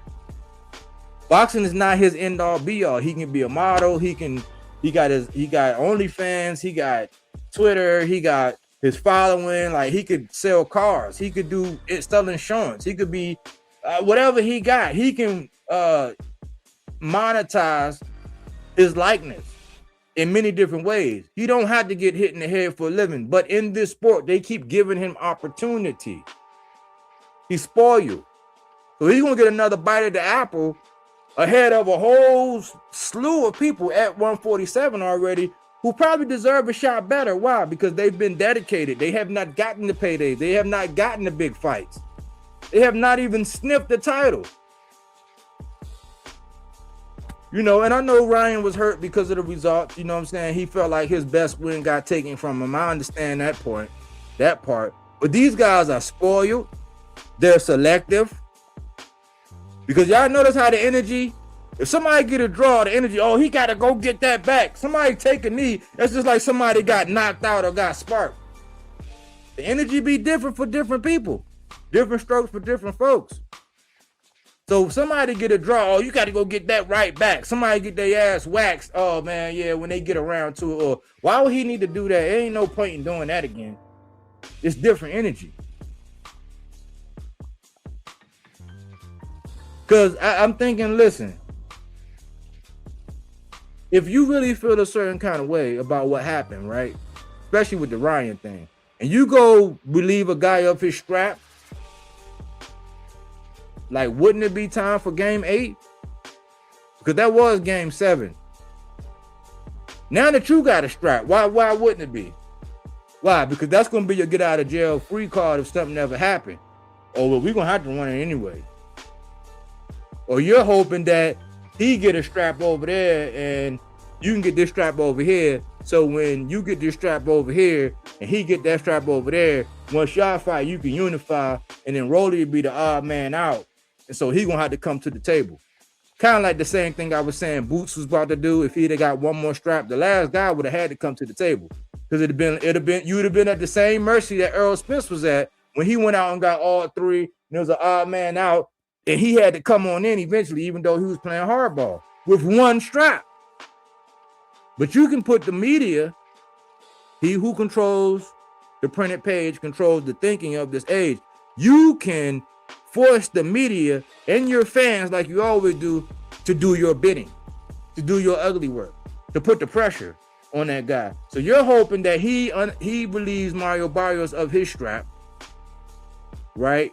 You're hoping that Ryan does that, right? Or Mario Barrios beat him and send Ryan off to La La Land because he get another loss like that. Like, they might not be as forgiving, even though he got, a fan base that's gonna love him regardless.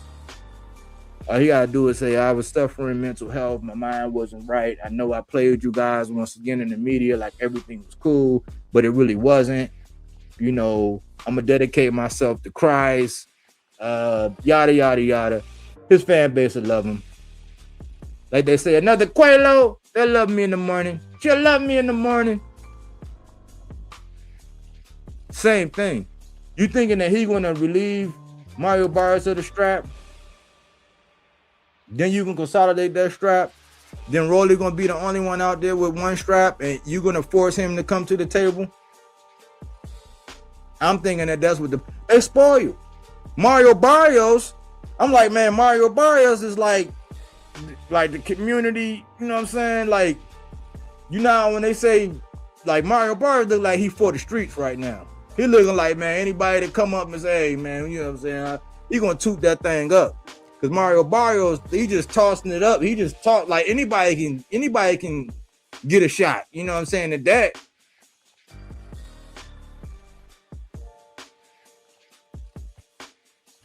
they spoil you.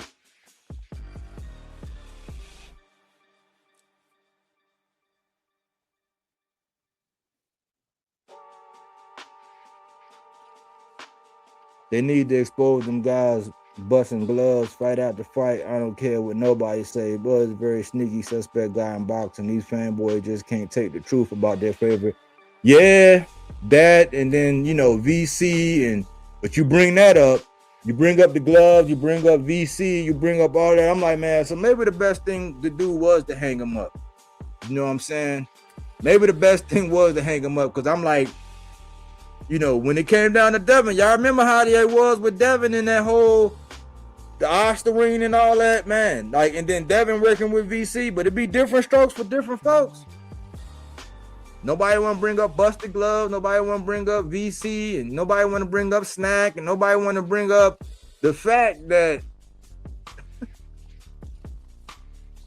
at the ripe old age, man, you jump up at this age. You jump up from 154 to 168 at this age. And your guy says, oh, man, we been bigger. We been that size, man. So what, you was weight bullying all this time? But the litmus test is this. The litmus test. Canelo went up to 75. He went up to 75. He went up there twice. He went up there for Kovalev, and then he went up there for Bivol. Wound up getting his ears boxed off by Bivol. But at that size, at his size, he went up there to 75. But when y'all notice how when he beat Canelo, it was a cardinal sin to even ask. Even if David Benavidez wanted to go down to 68 or to fight anybody else at 68, that was a cardinal sin. Lord forbid you ask him to go and do the same thing that Canelo did, who you was bigger than, and go to 75 to fight a Bivol. It's like, oh, hell no, what y'all want? But the man said but you know what I'm saying, it's just double standard. I'm happy he hanging up them busted ass gloves. Yep. Oh man, Crush in the building. Salute, Crush. Good to see you in the building, man. Good to see you, man. Yeah, so that's what I say. I say, man, listen, man. I was trying to, because we got friends and family, man, that be coming over here that's affiliated with Buzz. So I try not to step on no toes, but I say, listen, man, I still got to do my show. And I still got to talk about boxing the way I talk about boxing. And to be honest, this is a conversation we've been needed to have. The welterweight division, it ain't been shit since Errol Spence went man down.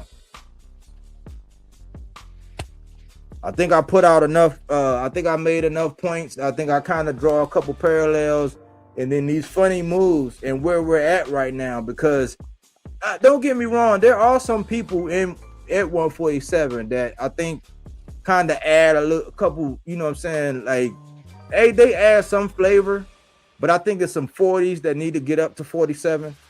Like, I wouldn't mind seeing Alberto Puello get up to 47. I wouldn't mind seeing Subriel Matias get up to 47. If Gary Russell can get, you know what I'm saying, like, if he can, you know, complete his mission and get undisputed or get a couple more straps, and then he get up to 47, cool. Tiger Johnson is 47. I think Blair Flair is still at 47. Speedy Rashidi still at 47.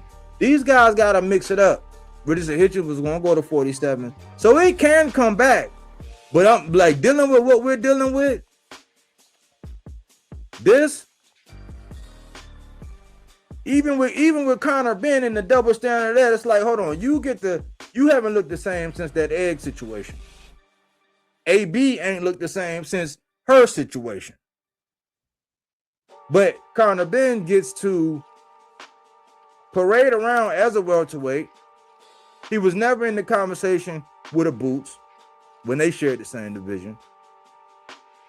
He jumps up to 160, takes advantage of a weight drain Eubank twice, becomes a star after that, and now he gets to go back down to 47 and wait for the winner of the WBC, right? And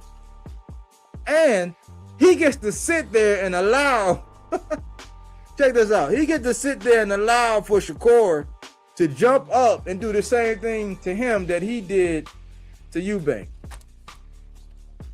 What's going to happen first? Is Conor Ben going to get a shot at the belt before he fights Shakur or after? Because once he gets that belt, Shakur can kiss all that trying to put him on that rehydration. He can kiss that shit goodbye. If he says, because he tell you skills pay the bills, right? That's what he just said recently. He said skills pay the bills. But it's just funny, man. Like, welterweight is funny, man. I haven't had the same energy. I haven't had the same energy since my guy was pretty much running it. That's why he told that man that crown heavy, huh? In my words.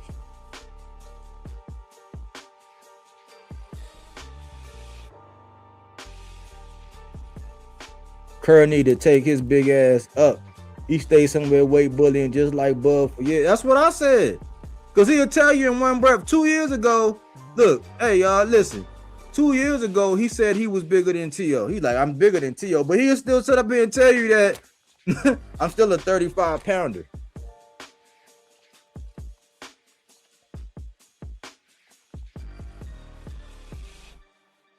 Melazar Kanseba.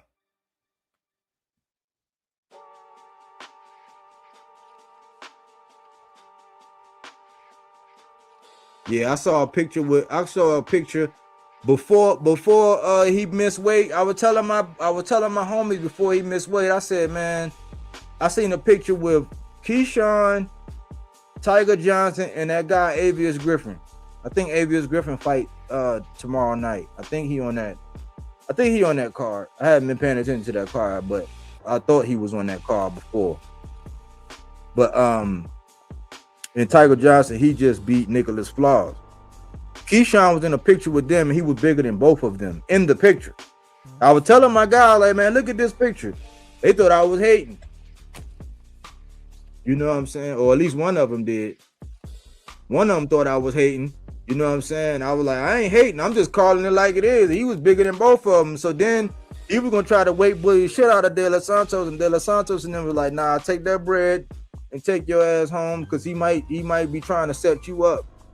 He was smart. I would have did the same thing. And then look, his whole career is in shambles.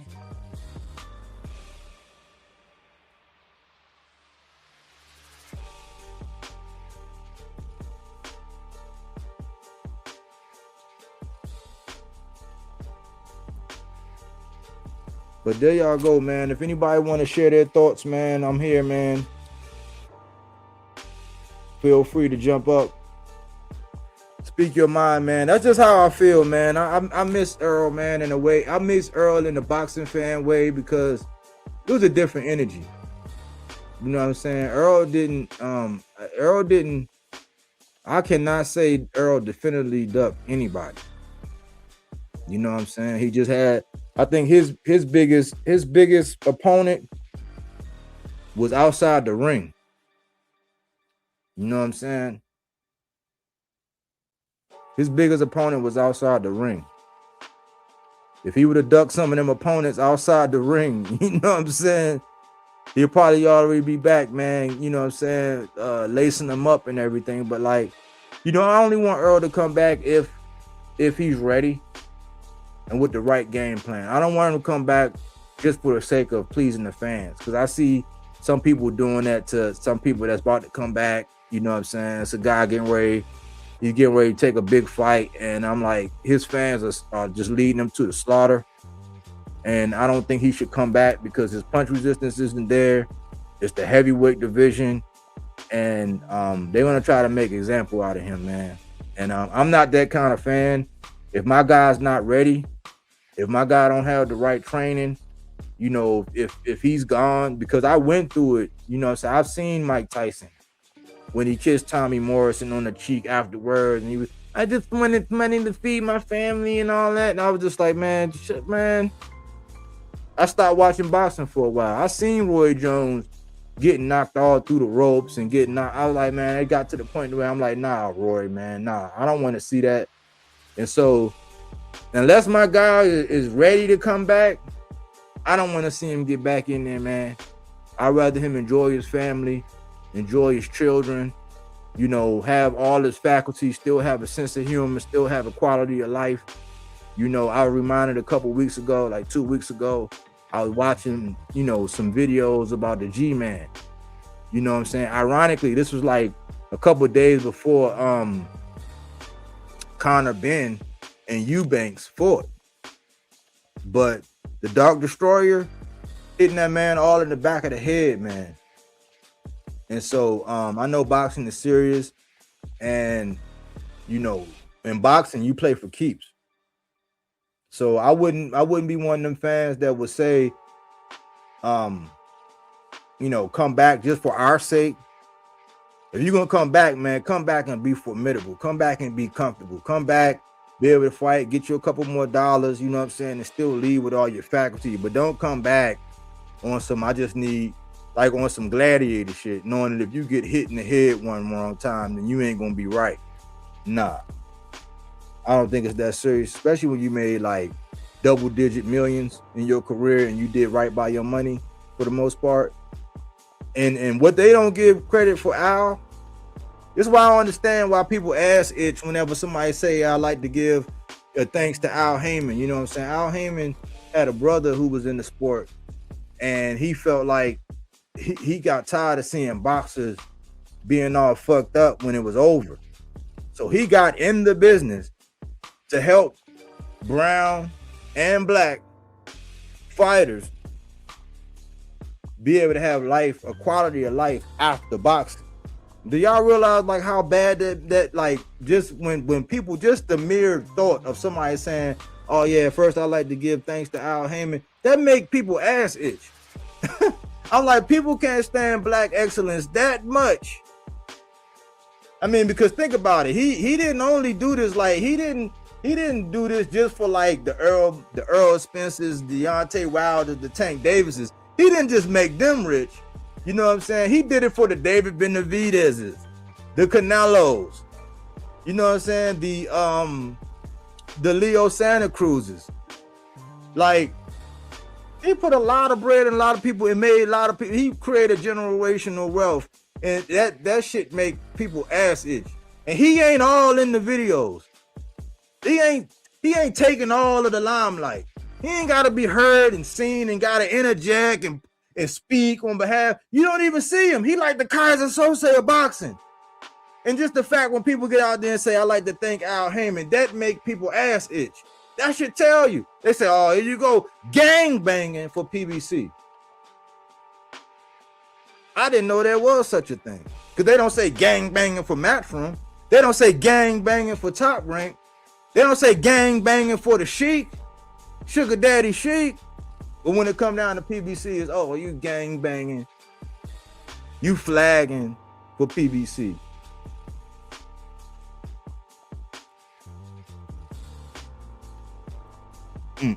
Facts, Bodywork. Hit that like button. Yeah, hit the like button, y'all. Run me up, man. I saw Tyler versus Roy Jones 1 and 2. Yeah. Facts. Yeah. They hate old Al, man. I'm like, all he did was make people subscribe. But you know what? It's 50 got a line, man. 50 got a line in his raps. He said, man, if I can't get no money with you, then fuck you. Like, a lot of people can't hate that if they can't have a part of it, if they not getting stock in it, because they'll say it, they're like, listen, I don't get paid none of that money anyway. So it's easier to get paid on the hate, because there's always going to be people on the other side of people like Spence. There's always going to be people on the other side of people like Tank. You know what I'm saying? There are always going to be people that cater to the opposite end of these fighters, because they know that as long as they rise, it's always going to be a demographic on the opposite end that don't like them.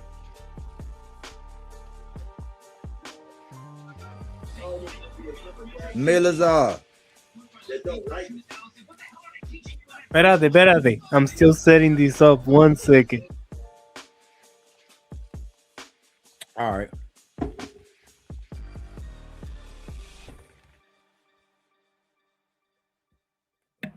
Yeah, no. I don't want background noise. What up, G? What's up, man? All good. Yeah, no, I was watching Pro Box now. My bad to say the name of it. Was a good fight, you know? Did you see Cardenas? Yeah, yo. He a knockdown in the 5th round. Right? I think it was a right, camera switch angles and stuff like that. Like he was avoiding the punches. Boom! Nasty knockdown. Was early court, 2 guys, 5 and 0. I think like 9-1 and 2 draws.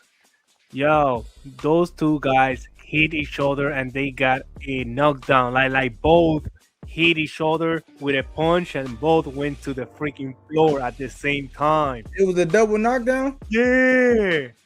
Yo, that shit was so funny and stuff, but it was good. Both was hitting each other and stuff like that anyway. But who won? Good. It was American guy. It was American versus a Cuban.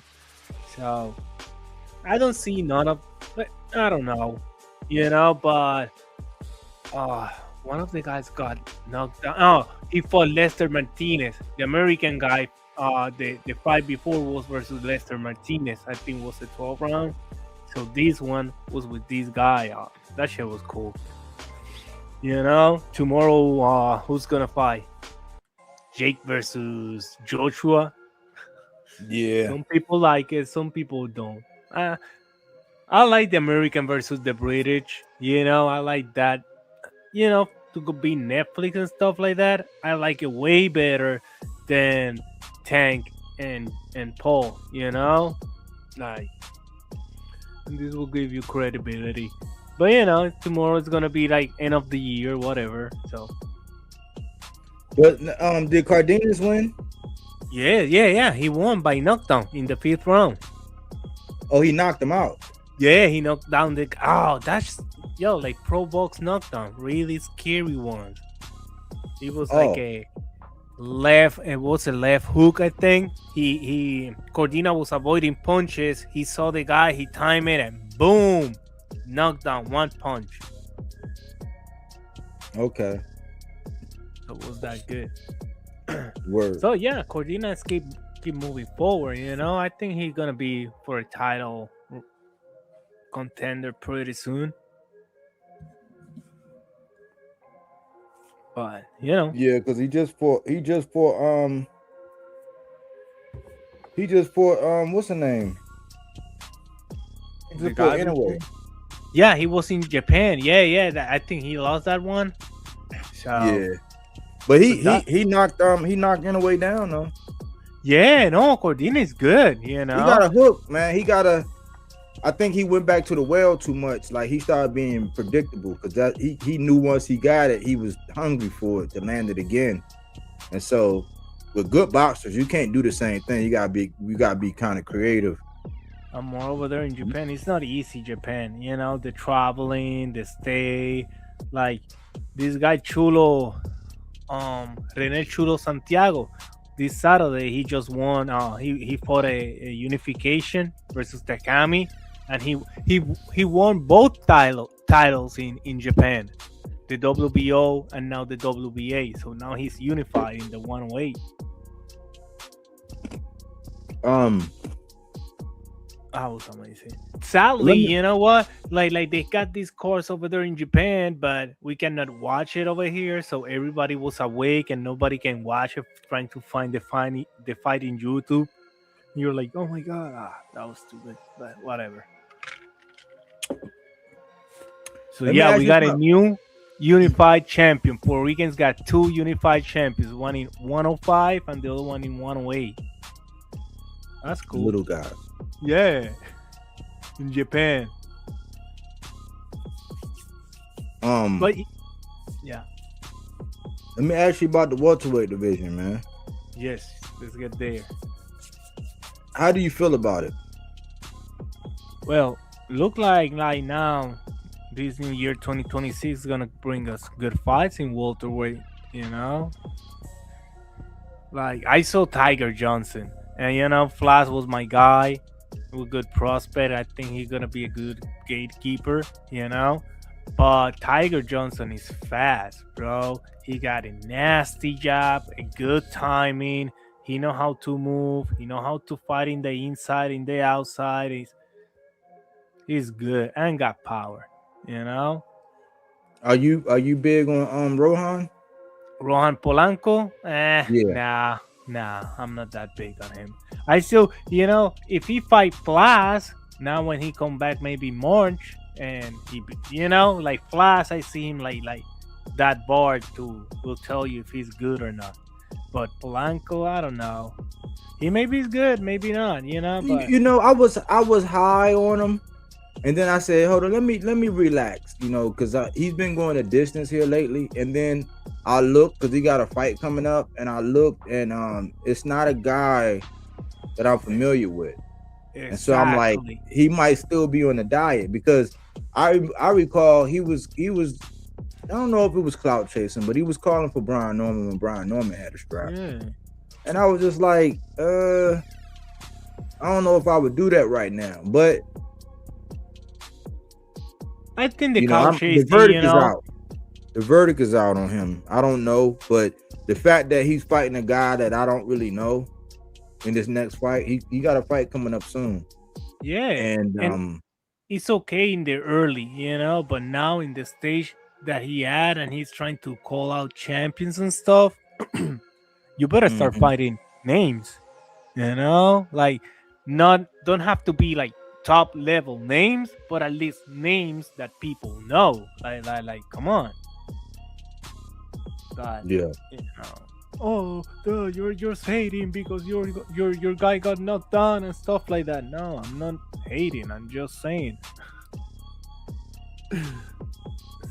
But, yeah, I don't know what's gonna happen, man. Mario Barrios there. 147. Mario Barrios there. He's the champion over there. Haney's there. Ryan is there. Norman Jr. is there. That he's still good. I think the Saudi Arabia jet lag and stuff, the broken nose, you know. But I still thinking that he's a good boxer and he can come back, you know, like whatever. Who else is there in 147? Is Polanco, a couple of these Europeans over there. I think the weight class is getting better and bringing new names, you know. And Ryan, that's the reason people say, oh, Ryan this, Ryan that, Haney this, Haney that. But at least they are names that when they arrive in the division, now everybody's looking to that division. Who is there? Who is fighting? Who is the champion? Who is doing this? Who is doing that? So even if they don't sell, just the spotlight of their names will make the division better, because now people are looking at the division. What's gonna happen there? You got Liam Paro there. Oh yeah, he's there too. Speedy Rashidi there. You got Blair there. I'm waiting on Blair to come back. I don't know. You got Alexis Rocha, and you got that other guy that they trying to. I don't think he's that good, but one of Robert Garcia guy. What's that guy that fight under Robert Garcia? He got a bunch of guys. The welterweight. I'm bad with names. I can figure it out. He fought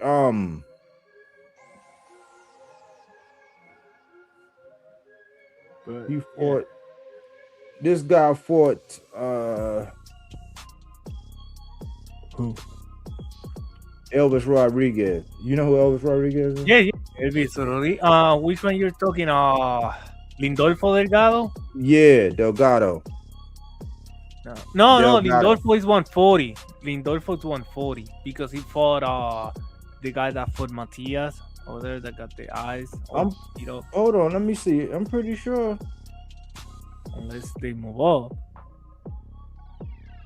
But Lindolfo is 140, if I'm not mistaken. Yeah, because he went 144 and a half.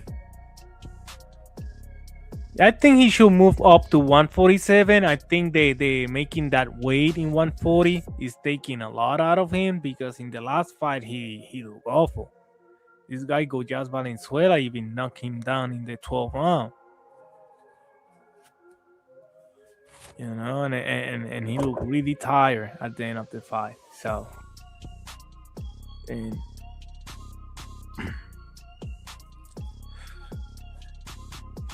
but let's see, because this Jake bringing fights to Netflix and stuff. I hope Netflix now 2026 looking to 2027 bring more fights. Not just like Jake Paul versus something. No celebrity like.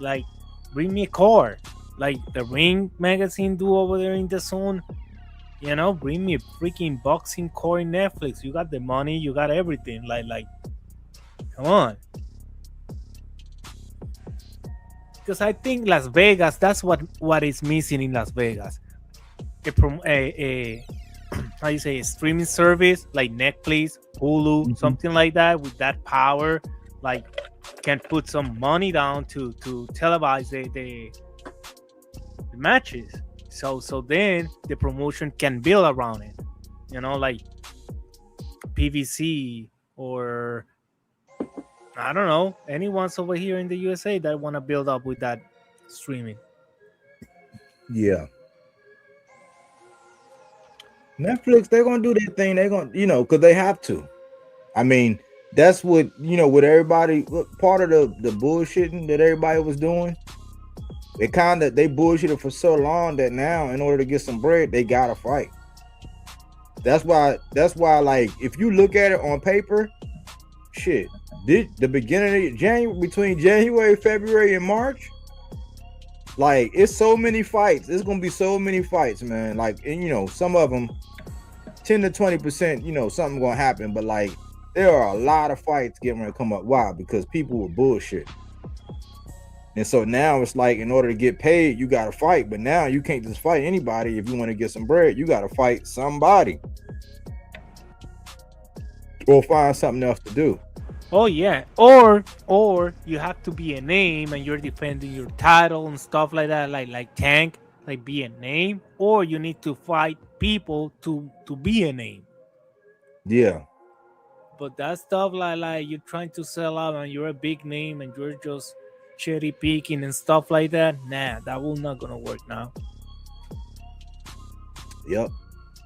And they have to do a good card, not just one-sided card. Like, people want to see, people want to see the favorite guy, the red guy, win. But sometimes people like surprises, like the blue corner win. Like. People don't like when you go on and bet and you see these bets like minus 300 and the other guy is like plus 1500. You're like, what the hell? Yeah, like, Yeah, why are they gonna bet in this shit? What is the purpose of it? just to throw away money.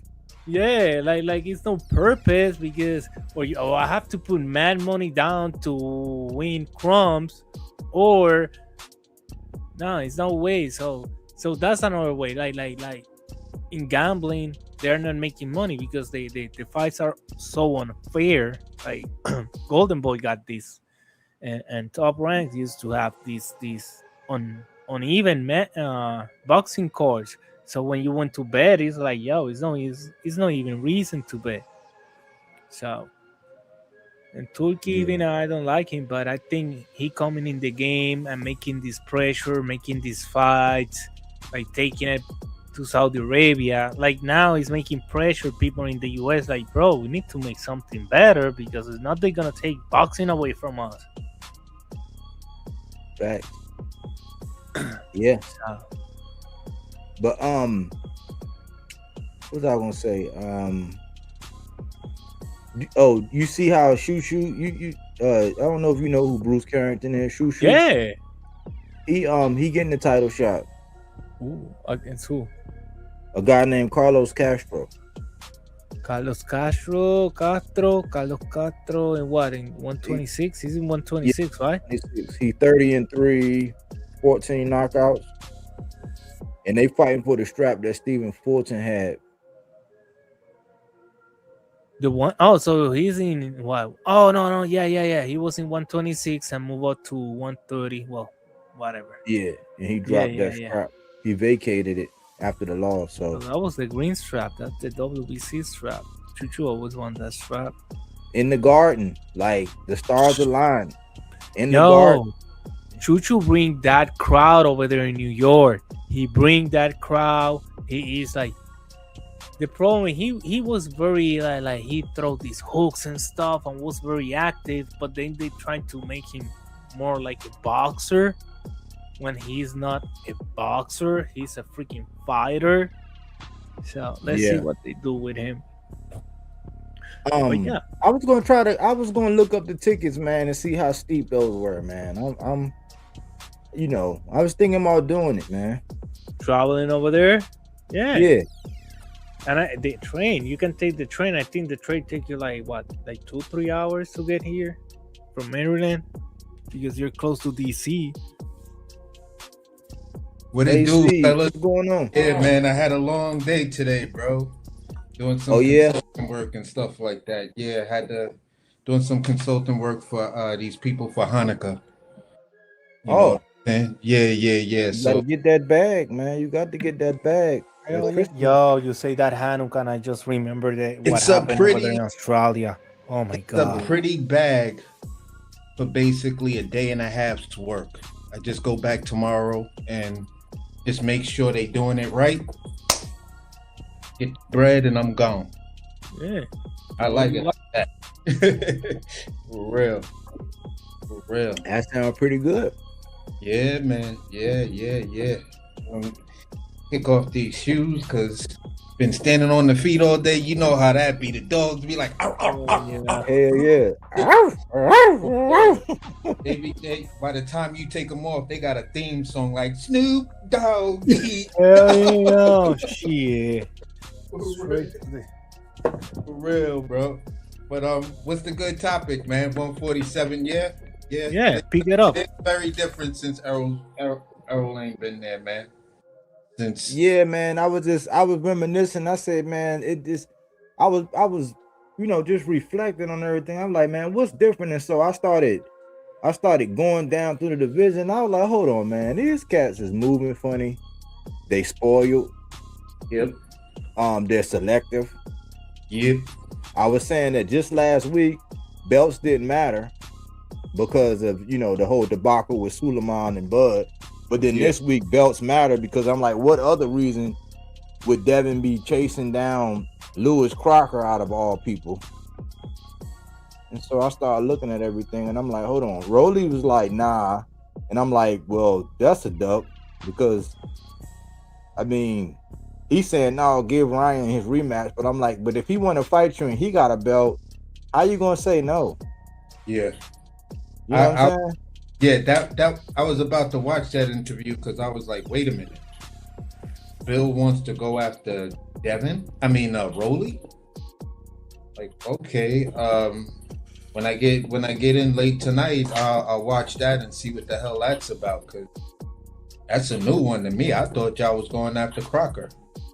Now Rolly's in the picture, so that one kind of confused me, and it just seems like, okay, maybe you're doing what you're supposed to do with, trying to see the temperature of each champion. If not, then honing on the one fight, make it happen. I was saying that Lewis Crocker is like them chicks when we was over in Korea. They call them queens for a year because like everybody's trying to woo Lewis Crocker. You know what I'm saying? They circling the wagons. It's like the Komodo dragons once they nip that hill and they just sitting around waiting for you to, you know what I'm saying, fall off your A game so they can swoop in and eat you, because that's what they doing. They circling the wagons on Lewis. And I'm like, who knows anything about this guy? I mean, I looked up some of his highlights and stuff, but to actually relentlessly pursue him, I'm like, well, what is it? Is it about names? Because I'm like, in what world would this fight? In what world would we want to see this? I mean, outside of you just wanting Devin to unify, like if that's your fighter, you want him to unify, like for some legacy stuff. Okay, I get that argument. But in general, especially after what we went through last week, what sense does that fight make right now?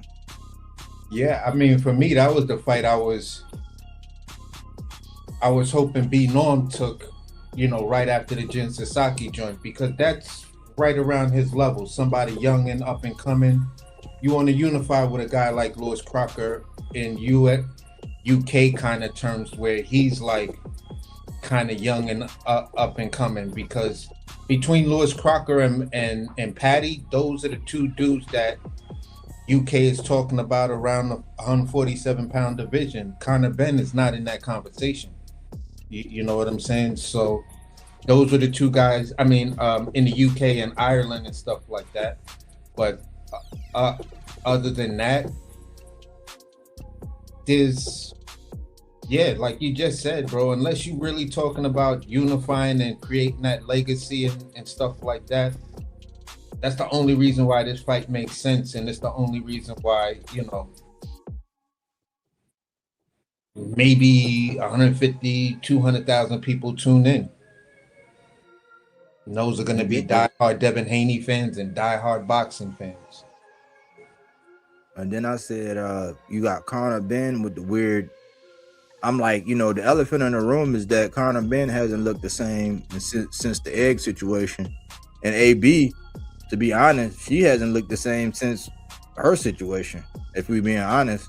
Neither one of them looked the same after that situation the way they were looking before. And I know because both of them were my fighters. Yeah, I fucked with them both heavy before that.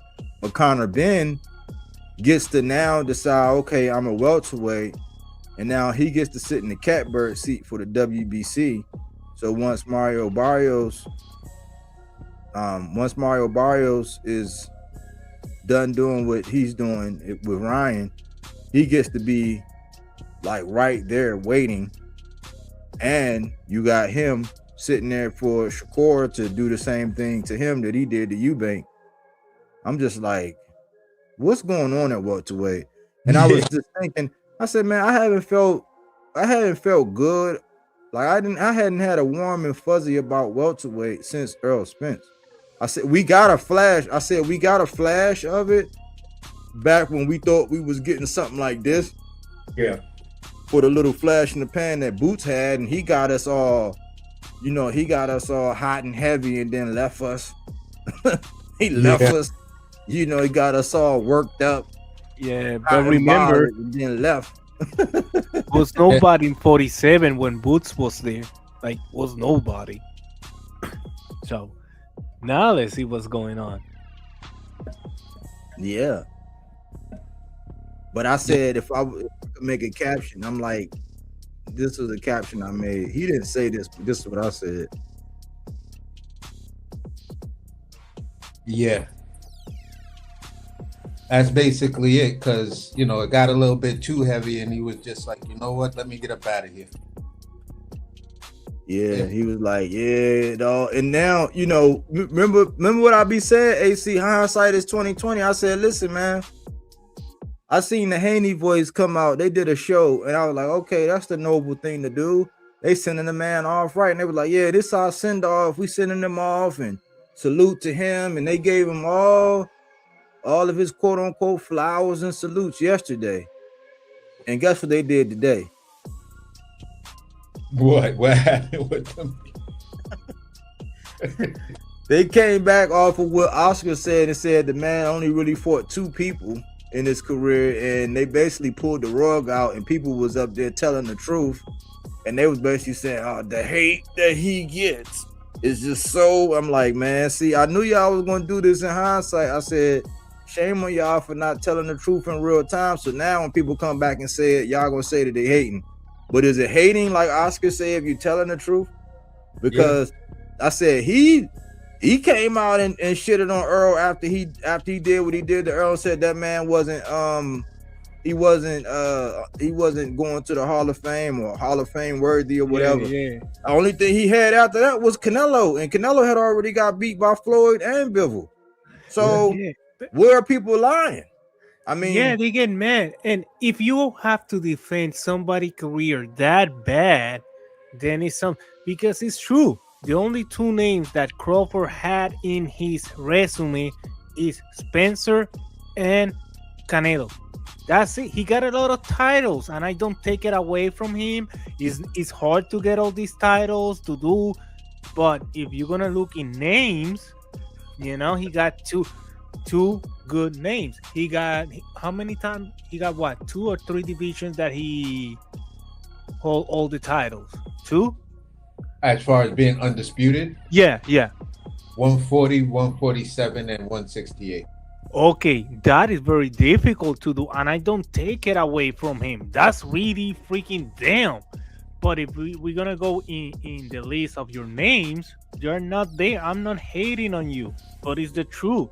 It's another guy that have 1 title and have a long list of names, but they never even unify. There are a bunch of them out there. Bro, this what was so nasty about what they was doing. They took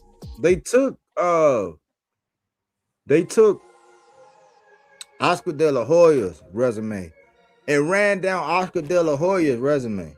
For real? And I said, hold on, listen, man. I said, Ness, you can't. I commented. I said, Ness, you can't sit up here and gaslight people like this to where you're talking about Oscar. I say when you fight more than 2 people, like more than 2 Hall of Famers, the odds go up on the chances that you're actually going to lose. Like, so at that point, it's not the fact that you fought all these guys and you were undefeated against them. It's the fact that you were at risk to fight them. Like, you can't even, and I don't know what boxing academy y'all come from, but you cannot sit up here and go off all of the names that Oscar fought. The fact that he fought him. Yeah. Like, whether he beat them all or not, but like Oscar, despite his personal life and all the other stuff that he did after the fact, if we focus on what he did in the ring and how he was when he was in the ring and who he was fought, very impressive. Yeah. Right. You can't take away from that. Yeah, that's why people say even when Boots was there. Yeah, but who got the best resume at 47? We're always gonna say Barrios because Barrios got the names. He's got those names. What old boy said? What's his name? Jay, the one you just Ness. That he wasn't in the USA when Oscar was fighting. You know, he's still in Dominican Republic over there. Then he come over here to gaslight our people. But whatever. But just like Jay was saying, where he said it's gonna get worse. Listen, it can't get worse when that's actual fact, because me being a Bud Crawford fan, a diehard Bud Crawford fan, how long have I been saying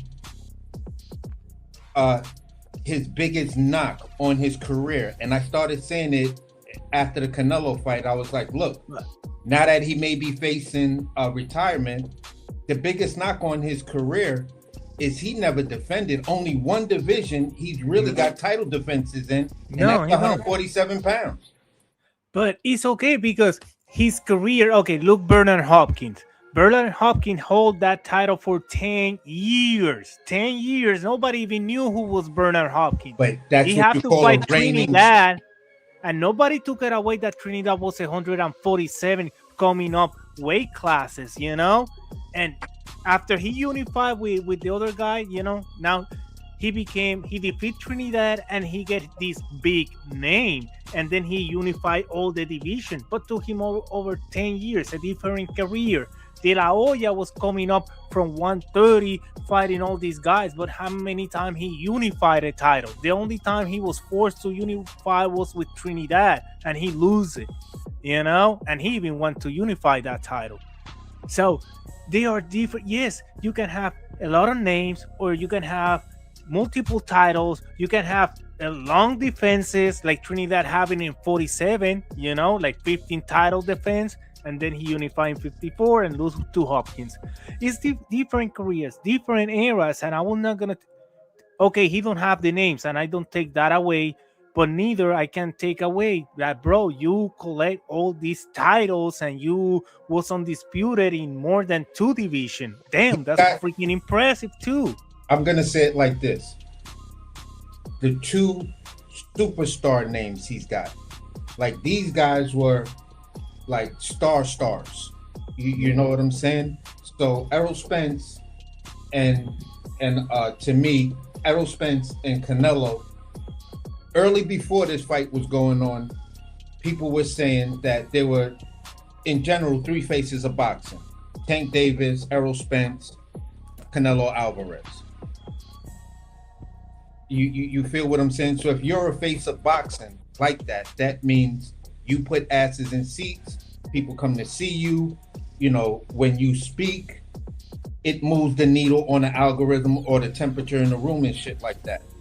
You feel me? So when I look at it and I say, all right, he's got a Kell Brook, Errol's got a Kell Brook. That's it. To me, both of them fighting Kell Brook was pivotal to their career, because you got to go overseas in whatever direction you're going to go. But in order for me to look at you as a world champion, I want to see you fight in another country. You feel what I'm saying? That's when I can give you that. I'm going to say you may have a world belt, but you're still a domestic level fighter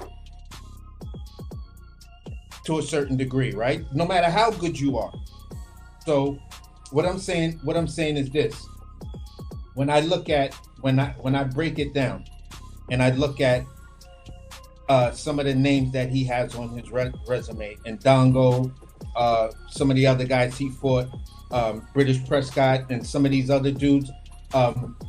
Even when I look at, you know, his career after that was real shaky. But at one point,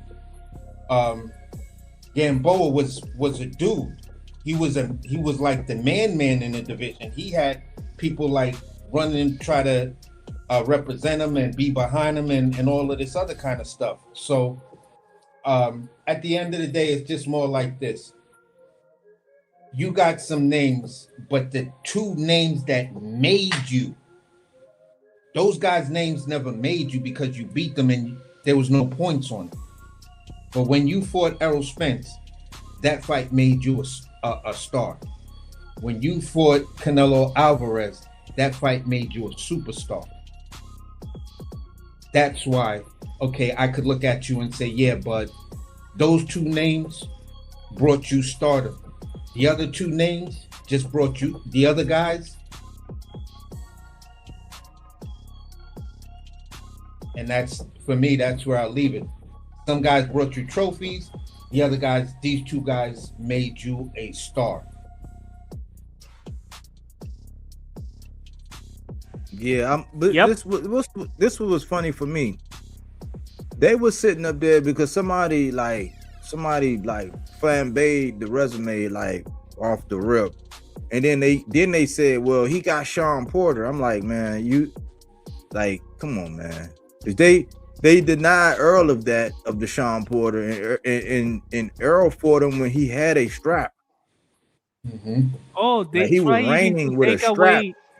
They was trying to take away even Spence record and stuff to say that Crawford wasn't that good. Like, I hate when people do that, to go into records of this one and then compare it to a guy 20, 30 years ago. And no, bro, he did what he did, and he did it how he had to do it, and this is his career and his legacy. Whatever. Each boxer is different, and maybe, I don't know, Crawford said he's gonna retire, but remember, he fight once a year. That's not a guy that you can sell, because at least you need to fight twice a year so you can sell it. I don't know. If he want to retire, he can retire. If he get another fights and more money and whatever, do whatever you want to do. But I don't believe he retired. I mean, I'm giving him his credit for. I'm saying, hey man, here go your salutes, man. Salute on your career. But I don't think he officially retired. But AJ, what's going on, AJ? What's up, guys? What's up, man? Man, I just want to say, like, I'm with you, Bodywork. Like, I give him his props for that Canelo fight, even for the Errol Spence fight. But I don't care who's a fan that come on this panel and all that. Yo, Crawford is the most phoniest champion boxing has ever seen. And, like, boxing, like, I don't care what nobody say, bro. He makes boxing, like they took him and his little crew. They took all the aura away from boxing, bro. And Crawford's a knockout artist. Like, you would think he would, bring a lot of eyes. Because all the eyes that look at Crawford, believe it or not, bro, that all came from when Tank and Ryan fought. Once Tank and Ryan fought, a lot of people started looking at boxing. And guess what happened? He just so happened to come at the right time, and he beat Earl. Just when everybody was watching. The thing about with Tank is he get into a lot of dumb stuff and all that. So who else they gotta turn to, bro? Like, Crawford been on this little media tour, going around kissing babies and going this country and this, that, and the third, bro. But it's like, it's not really doing nothing. Like, it's almost like, I don't know, it's like they forced him.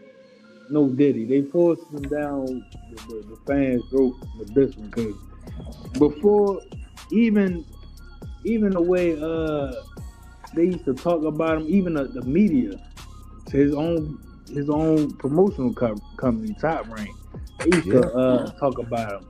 Now it's like everybody just flip-flopped and like they gotta talk about him because, like, who else is there to talk about? Like, don't get me wrong, I give him props for what he accomplished, but bro, to retire after beating two guys and everybody that bashed him now saying, well, that's the greatest career, he just retired. Even Andre Ward, and I always knew Andre Ward was he tell on himself. He's a team player. He on the podcast talking about, oh yeah, we don't. You see how you got people how he say we. He say we don't go down and fight Bruce Ennis. We don't go do this, that, and the third. When is it we? But when it comes to Errol Spence, you rushing Errol Spence to fight him. Or when it comes to a Tank, you telling Tank to fight Devin, Shakur, all these other guys, but ain't telling them to fight themselves. You, like, these are the team players all in cahoots, bro. And it's like, it's sad, man, because, like, boxing, I want boxing to be better than football and basketball and all that, because, like, that stuff getting played out, but not played out, but, like, I don't like watching that as much. Boxing supposed to be it, bro, and it's not it, because you got this. He, like my man's Bodywork said, he's not retired, man. He's doing that as a publicity stunt to do whatever he got planned, because Bud is sneaky. He's a sneaky dude. He really, and it's sad, my man's Earl, because that's one of my favorite fighters, man. He gave him the chance to be great, bro, and he accomplished that. But he shitted on Earl, bro.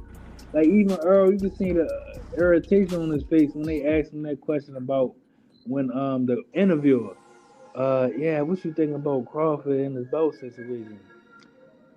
I would have felt like Earl because I'm like, yo, that's disrespectful because I'm the one that brought it up and he ain't say nothing at the press Yeah, conference. Earl was yeah, like, you can see the on his face. He like, but he ain't say nothing when I said something. Y'all media people is terrible, bro. So y'all forgot he said something about it. Y'all forgot Tank was saying stuff about it. Y'all forgot Mayweather been saying this forever. But when y'all golden boy, y'all token black kid from Omaha that acts like he's pro-black and all this, that, and the third, but it's really an act because he really goes with the flow. If he ain't go with the flow, he would not be on top right now. That's why he had to pour that stuff with the WBC because he got to make himself look like a certain way the whole time. You gotta go back to the what's his name? Muhammad Ali and I think his name was Joe Louis or somebody. One of them. He said, yeah, he's like, yeah, he's a I forgot what he called him, but he basically saying they only like those type of boxers because they really don't talk much, which he don't do. He bags the other black fighters that actually are, trying to make their own lane instead of using what they call the boxing world or whatever. It's like, yeah, it's like, not flamboyant. You go ahead, bro. Yeah, Crawford is not flamboyant like some people want him to be. Yeah, even his cousin. Oh, go ahead. But you said a lot, AJ, man, and that's really what it is. And what's so sad is that people tell on themselves, and I say, because you hear people do this, all you gotta do is let people talk long enough, because these same people who dismissed it when Floyd said it, they dismissed it when Earl said it, they dismissed it when Tank said it. Now that Bud said it, they say, yeah, because even Errol Spence. But it's like, okay, so where are your videos? Where are the things that you were saying when Earl spoke out against them? And what's so telling is it was a reason why Floyd said something. It was a reason why Earl said something. It was a reason why Tank said something. You know why they said something? Because they was getting paid a bunch of motherfucking money at the time. And so they had to deal with it then. They said something then, and people just like, nah, like just because they hate the fact that these dudes was affiliated with the PBC, right? They hated Floyd in a nutshell by himself. But Earl got a lot of flack for being with the PBC. Tank catch a lot of flack for being affiliated with the PBC. But now it wasn't until Bud felt that tax on the money he was getting. See, it was okay because this wasn't his first rodeo. Bud had already been undisputed. He had already been paying sanctioning fees. So like it wasn't until he got that bag. Yes, sir. That he spoke out about it. Steal that money. Mauricio want to steal it because they actually Crawford always been a WBO champion. Because Paco Alcalce is the one who always trusts Crawford. Stayed over here. He even give him rings, super champion, all the division, move up. But Mauricio always want to be greedy and take more. That, bro, you are a non-profit organization. You cannot be asking people money. You only get the donation that they give you. You cannot even ask for fees. Why you think IBF never talk about fees? Because that's illegal under freaking how you call this non-profit organization. It all depends on what the 501 is. You could be a 501(26). You could be a 501(9). You can be a 501. And you have to file it. That's the reason he said that money was going to the other one that his father created, because it's another type of non-profit organization. And where you are, right? Because if you're not in the United States, you are in Mexico. Now the federal law will apply you. That FCC. So it's a lot of BS, and Crawford know it. What are gonna give you $300K for what? Like but for what? But the thing is, they gave him a break. What? he was a WBO champ. What, fighting Canelo? Who else they got? And the one who gave the money to make the fight was Turkey. Yeah, he's holding the WBC, but you have the WBO, and I am a WBO champion, so I want to fight for the WBO. Oh, you have all the belts? Better, But okay, yeah, like Crawford paid the other three organization. Why you're asking? And then in public, in your conference over there in whatever it was, why you gonna say that? Oh, he don't want to pay. He want to be cheap and don't pay me. Like, dude, it's a donation, and you're asking more money than the other three organizations, and you cannot do this in private. Look, Nah. peep this though. I seen Bernie, the BITCH, his little cousin, right? I seen him talking on that channel. I don't know why.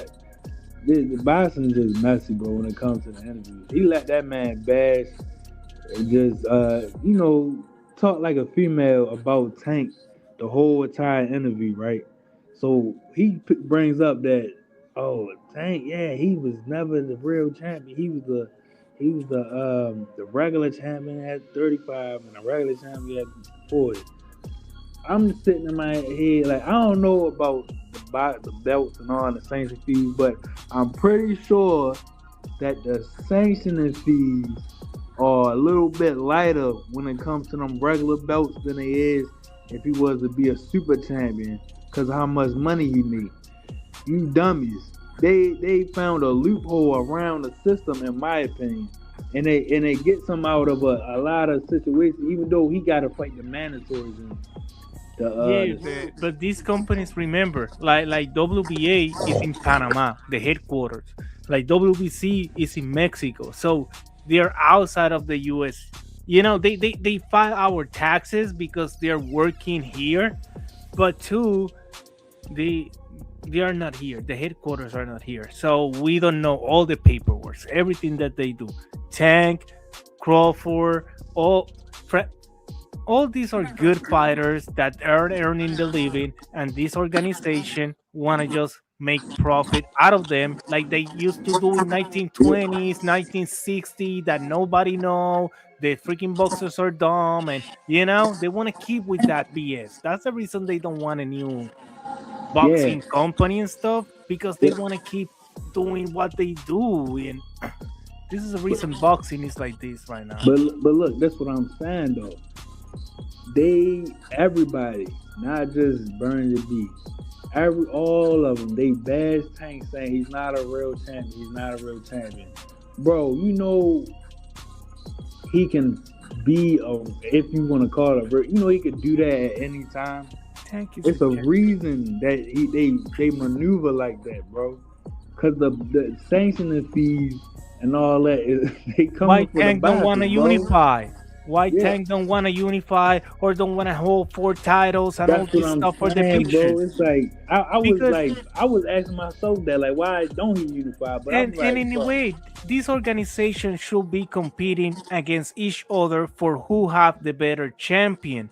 And when they unify, that should matter. Not like what they do now, that Bacon and after no, you don't have no defense or nothing, but let's unify. And bro, like, they should compete for who is the best organism, who got the best boxers, who got the best champion, the ranking, everything. You see the rankings are made with money and back talks in the office and BS. Like, nah, bro. But basically that's how it originally started. When the WBA became the WBA, even when it was still an NBA and the WBC was created, they were competing, for who had the better list of champions, whose list had better champions. Like, my champions are much, much better than yours, and we'll do a better representation of repping that fighter. You feel what I'm saying? Because at the end of the day, they were competing against, guess what, belts? Well, not even belt. Well, it's a belt nowadays, but guess who they were competing against? And she's other titles. The lineal champion. Because they was the lineal champions, you know, they compete and they, but now. But what I'm saying is that the Ring magazine, that and the lineage of holding the lineal champion going back, at the end of the day, the other sanctioning bodies were in competition with the lineal champion, because they was like, listen, you just are featured in this magazine, but if you pay us a fee, we'll make sure your name is everywhere and we'll represent you. So the sanctioning bodies in some way were trying to take a promotional role, because they couldn't compete with the fact that the Ring magazine, this is a publication. You buy a monthly issue or however it came out back then, but everybody buys it. Everybody buys it. So you're always going to that every month to see if you're into boxing, to see if there was any updates to the lineal champion. Yep. So no more. I can't compete with that if I'm a company. The only way I can compete with that if I'm a company is to charge a fee. They didn't need to charge a fee. They said, this is the man who beat the man who beat the man who beat the man. This is real champions. You motherfuckers got paper champions, because you got to spend that paper for your champion to get up on our list. Them niggas is paper. Yeah, it became because the Ring magazine didn't have a ranking list and shit like that. You feel what I'm saying? They just and all the mess that happened. I know where you at. And then all the mess that happened in the 90s, you know, with the IBN. And then when internet show up, you know, people start buying less Ring magazine. So kind of they lose some power. Now we are in a freaking mud that now everybody want to gain so much, but they want to give so little. Yeah. Like, bro, you're asking man money for pay-per-views. You're asking man money for this, man money for that. And you cannot even give me proper boxing matches that I can follow a boxer, you know, like or follow a comp, something. You just, you know what is a boxing card? Like you have 3 different titles running up, and this is vacant, and this is that, and now this one is a Pan American, and instead of one company should run with the WBO, another company should run with the WBC, another company run with the WBA, and they have their champion, and at the end of the year or whatever they want to do it, okay, our champions are now legit, let's fight against each other. But don't make me this mess. For me right now, it's just a mess. I cannot follow proper boxing like I follow another sports, and that's what I think is losing money, and it's complicated. Yeah, so for me, it's looking at it like this. I have to ask the question, how did we get here? And somewhere in between of when we took off, we might have made a couple of pit stops. We left somebody behind. And what I mean by that is this. Like I'm saying, they used to compete. When you looked at a fight, you can go down and see, oh, this is the number 7 guy getting ready to fight the number 6 or 5 guy. Boxing doesn't really, unless you know the rankings like that, when they were actually fighting for their spots, moving up and stuff like that. And when you made the top 10, you know, you're a top 10 contender. So when all of that type of stuff just kind of like left, and you can pay for that spot, you can literally pay for that spot. Because I've seen fighters that I've never seen fight in that division, and they're American fighters, somehow or another become the number 1 guy in that division. And I've never seen you fight in that, I mean, not that division, but that sanctioning body. I've never seen you fight in that sanctioning body. You know what I'm saying? Even if me, I kind of feel like this. Unless you on your Biggie shit and kicking the door and waving the 4-4 type shit, and you got all these boxes saying, don't hit me no more. I'm not a huge fan of a fighter from a lower division just because they have a name. Their performance might have been shitty. They get the opportunity to now directly challenge the champion. And this is the problem with the sanctioning bodies, because you'll allow some shit like that. Instead of saying, well, you know, come in at 3, show us what you got, and then we'll make that fight. Because honestly, your last performances were like trash. They were very questionable.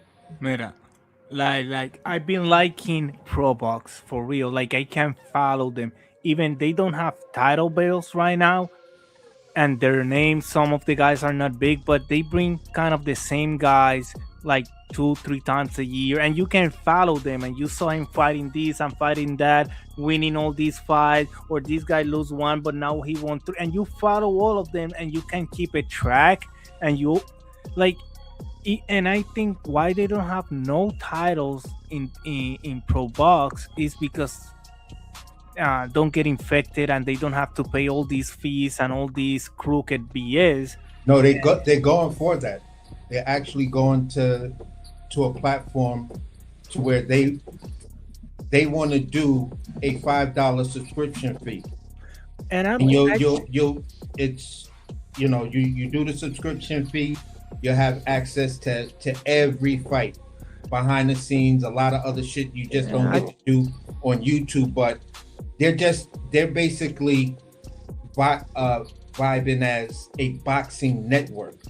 The guy that you're talking about saying, it's their promotional company. So whoever those guys that are showing up 2 and 3 times a year on these Pro Box, congratulate those guys' promotional companies. No, the Pro Box is the promotion, because Flash Pro Box is not a promotional company. But Flash told me like Flash was saying like he signed with them.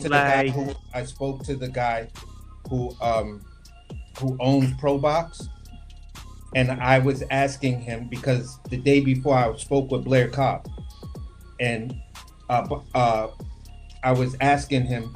I asked the dude because they did an open thing on one of their early cards, and they had the split screen, so they were taking questions, and one of my questions that they actually read out was, would you guys be willing to do a deal and have Blair Cobb come over there to help represent the company?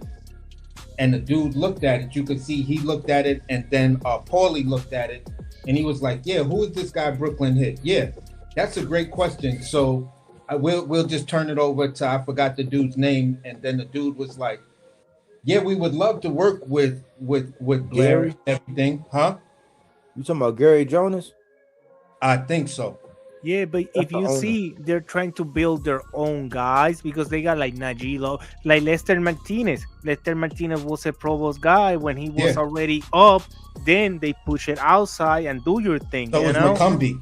Yeah. McCombie too. The other guy that beat Roach. But Roach he have his own company, and they did that like Roach promotion, and they used the Pro Box platform to showcase their show. You know, wasn't like Pro Box, but what they got is like they're building these guys, and then they sell it out, but like they're keeping pure. I don't know, they're doing whatever what they're building is good. Is a good boxing right now. Don't have these big names, but these names are getting out there and are fighting for titles and are doing things. Yeah, because look, but this is why it works. Because right now where they have a niche. They are so complimentary to the big boys that they found a groovy little spot, and as long as they stay where they're at, it's going to get bigger and bigger, but they kind of got to stay the same. Yeah. If they don't, it's going to by nature. It's just like when people said, "Oh, we ain't gonna do pay-per-views, man. Fuck pay-per-views," and then 4 months later, it's like, "Oh yeah, this is a pay-per-view," and then the prices of the pay-per-view is going up and up because it's the nature of the animal of the sport that you're in. Yeah. So as long as they stay in the spot, now the $5 fee, that might not be that bad, but as long as they stay in the spot that they're in, they'll continue to thrive. The minute they start trying to do the same things that the big boys are doing, we're gonna be looking at them the same way. And to bring this home about the sanctioning bodies, this is my argument to the sanctioning bodies, right? And I see it both ways. I've had issues. I've done videos about Mauricio Suleiman when he did that franchise belt shit, and how, because they do get a little greedy by giving, you get a belt and then you get a belt and then you get a belt, like, and we're gonna get 3% of all of that shit. Like, I understand that. It's, you pay how you weigh though. So a belt around Errol Spence waist, a belt around Tank waist, a belt around Canelo waist, it trumps a belt around a Kambosos waist, a belt around Devin's waist, a belt around Lamont Roach's waist. There's two different things. You can wear the same exact belt, but because of how much you get paid, it's different. So that's why people move different. Bud didn't have a problem until he got a paycheck that resembled some shit that like Tank or Earl or Canelo got. That's when it became a problem. But nobody spoke up for them guys when they came out and said something about the fee, because they was having to absorb the cost. They cut him a deal. And the thing is, he was at 54. He got a strap at 54. He ran off on him on 54 and didn't pay the fee. That's why Mauricio Suleiman, he didn't say nothing then. It wasn't even public news then. But this is AC's point.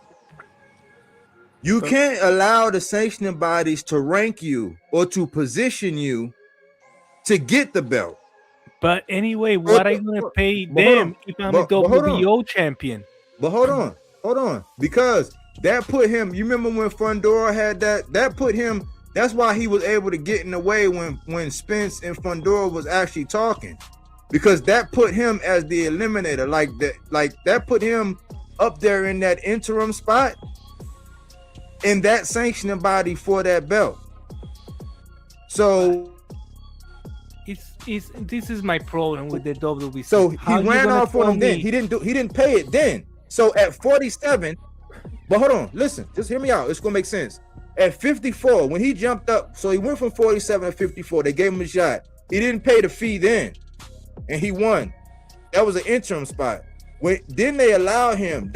In that same sanctioning body, they allowed him to go from 54 up to 68. You got to think, there were people already in line at 68 that was already in the hierarchy at 68. They let him leapfrog all of them. He signs up and say, okay, cool. I'm a sanctioning body. I have to sanction about for my belt, or my belt is not going to be on the line. It's the same argument I said when Boots, when they were saying that, oh, well, Boots could have just fought, like when he was trying to say he could fight Brian Norman after Karan had already put in the paperwork. No, as a sanctioning body, you can't go in the ring and represent my belt if I don't sign off and you don't have the right to do that. Once this dude put in paperwork, it's a hierarchy. So when they put Bud up at 68 and allow him for that WBC belt, along with the WBO, the IBF, the WBA, along with all of those, they have to sanction the belt. That's his life insurance. That's his health insurance. That's the drug testing. All of that stuff goes into play with that. So when they allowed him to jump up and put him in the ring and to fight for that belt, he knew that. You can't go win it. They sanctioned the belt for the belt. You go win it, then you say, I'm not going to pay. And they gave him a deal. He didn't even have to pay as much as everybody else. He did something to where he offered everybody else something different than what they were supposed to. The other ones accepted that. The WBC was like, nah. And so why the WBC worth more when anybody can have a green belt? Anybody. They are like three in every division. why that belt worth more than the IBF or the WBO that is only one per division than the WBC or WBA that there are 2 or 3 per division. I think it was I think it was the only reason why is because they gave him a break on the price and he burnt them on the 54 belt. And then you don't fight more than once a year. You said it. You only fight once a year. So it's like you are graping them all the way around. It's like, no, man, we're not gonna make that many exceptions. You great, you good and all that, but like, come on, bro. You burnt this at 54. You fight once a year. You said you was only getting 10 million. We found out you getting 50 million. So in comparison, we gave you 0.6. I'm not mad with Crawford for doing that. I think the WBC deserve it, and good on Crawford to do it to them because they've been doing that to everybody for years, for decades. So I'm happy somebody did it to them. You know, like I'm not mad at it. Yeah, but Suleiman, when I saw one of the joints, Suleiman was saying that they didn't get paid from Bud versus Errol. Because at 54, he fought for the WBA. So he was saying that they didn't get paid from Terrence Crawford all the way back from when they sanctioned that fight between him and Errol. So we didn't get no money from you and Errol. So now we sanction this fight again. And we're kind of like, yeah, we make the deal, but you still kind of owe us some money from that Errol fight. So let's put this in there. Let's talk about this. You feel what I'm saying? And I think that's what pissed Bud off in real life. Because if Suleiman already spilled the tea, like, yo, we never got the fees from when he had the undisputed fight at 47. So if we didn't get the fees from that, you know, we couldn't fuck with you at 54. But we're hearing that you burnt the WBA, and now we thought, you know, blah blah blah blah blah. Now, being that what you're saying earlier, Mal, which is correct, WBC is a Mexican company, so they're doing business here. So maybe in the fact of doing business, they can move way different than the other sanctioning bodies that were actually created here in the United States. You feel what I'm saying? So they have to follow X amount of laws, but these guys have a little bit more leeway because it may be they're under something that's doing business as, you know what I'm saying, but still operating in that same capacity. I really don't know. Yep. I'm just trying to think of it from the business aspect of it. And you know, they get these big loopholes or great spots that they can operate and do stuff way different because they're not inside. Like they do business with us, but they're not inside. And this country can actually squeeze them in a different way that they can't squeeze the American companies. So maybe the money they asking for, they need it because they got to be able to do business here. My problem is this: at 140 pounds, you didn't have an issue with it. You knew you wanted undisputed at 47.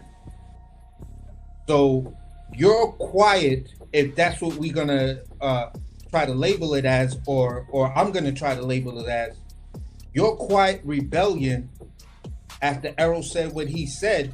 He put you on to that. You probably started thinking, you know what, I'm gonna keep my mouth shut, but my dude is right. He more than right. So fuck this Mexican company. You're not getting my bread, bro. You don't even do business here in the US. I don't gotta pay you. And that's where Body says, yeah, that's kind of on some nigga shit right there. So from the business side of it, I may be able to see, you know, I think I'm looking at, you know, all the different moving pieces and what actually is logical as far as if I'm going to try to find rhyme or reason to why you did X, Y, and Z, and then keep it all within business,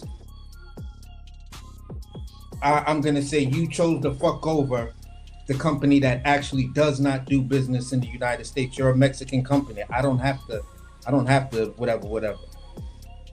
Fuck you. You feel what I'm saying? So if that's what he's been on, that shit is defend kind the of title anyway.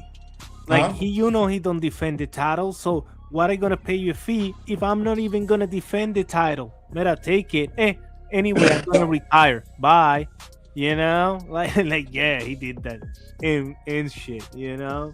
Yeah, I mean that's and that's the for me, that's like, you know, you being on a crowded elevator and you get off on the second floor and the next stop on the elevator is the 10th floor and you decide to fart on your way out the door. Exactly, bro. Just like that. Like a quiet, deadly one, like, and then be like, y'all have a great afternoon. So to me, that's how, if I'm just trying to make light of the situation, that's the way I actually see it. It's like, damn, bro. Just like that. You farted in the elevator and left them niggas on to ride all them floors. But listen, it says it was then confirmed by the WBC president that their decision came as a result of Crawford not paying the sanctioning fees for his bouts with Israel Madrimov and Canelo Alvarez. So it's like we let you slide, bro. On the Madrimov was WBA champion. Why he have to pay WBC fee? Because that put him in position for the eliminator for the WBC. But that's another. WBA is one organization. WBC is another one. Why you asking me a fee for me fighting for another organization? You feel me? So okay, that's what he's saying. Crawford is like, what? Nah, bro, nah. Bro, Crawford is not no humanitarian, and he not righteous, man. You see, all right, let's say the WC is some crooks and all that. He a crook too for crooking the crook. So it's like you can't really, like, both of them is, I don't know, bro. It's just too much, bro. I don't know. Like to me, I majored in business. That's what I got my degree in, business management. Okay. And look, so the thing is this. Them people that do this stuff, they don't. It's not a committee. This is not like the PTA or something like at your child's school where they sit around and everybody be like, all right, we doing this for our children. And no, these people get paid. Like that shit takes. Like they gotta have the belts made. They gotta coordinate the health insurance. They gotta do the life insurance. They gotta coordinate the drug testing. They're like employees that like work. It ain't like some bootstrap place. Like, yeah, they get donations and stuff like that, but they run like they have real, like it's a real business, bro. It's like I can't let you. I can't like. It's like let's just say you got a team full of little leaguers. Yeah, you get some donations or whatever, right? But you gotta make them trophies. You gotta pay the refs. You got an organization of all these different people that you got to pay to actually have the event to go by. And they say, all right, cool, we're in it. We're going to win the trophy. We're going to win the whole state. But like nobody pays their little fee that they got to have. Like it's the right thing to do. Right. It's like you can't piss in the community well is what I'm saying. It's because this not just about you. Like this is the people that's coming behind you. So once everybody be like, all right, fuck it, I'm not paying the fee. Because what he did was when they gave him a break on his fee, you know how many champions were like, hold on, 0.6, you made me pay 3%. And when you talk about millions of dollars, that's why Errol said something. That's why Tank said something. But like we supposed to just let it slide when Bud say something? You see, that's what they asked the question to Foster, and Foster was like, no, I don't have nothing, because Foster don't have that big name. WBC is the only one who gave him a chance to be a champion. Exactly. That's what his body so he have to bend there. But Crawford don't have to bend. I hate the WBC.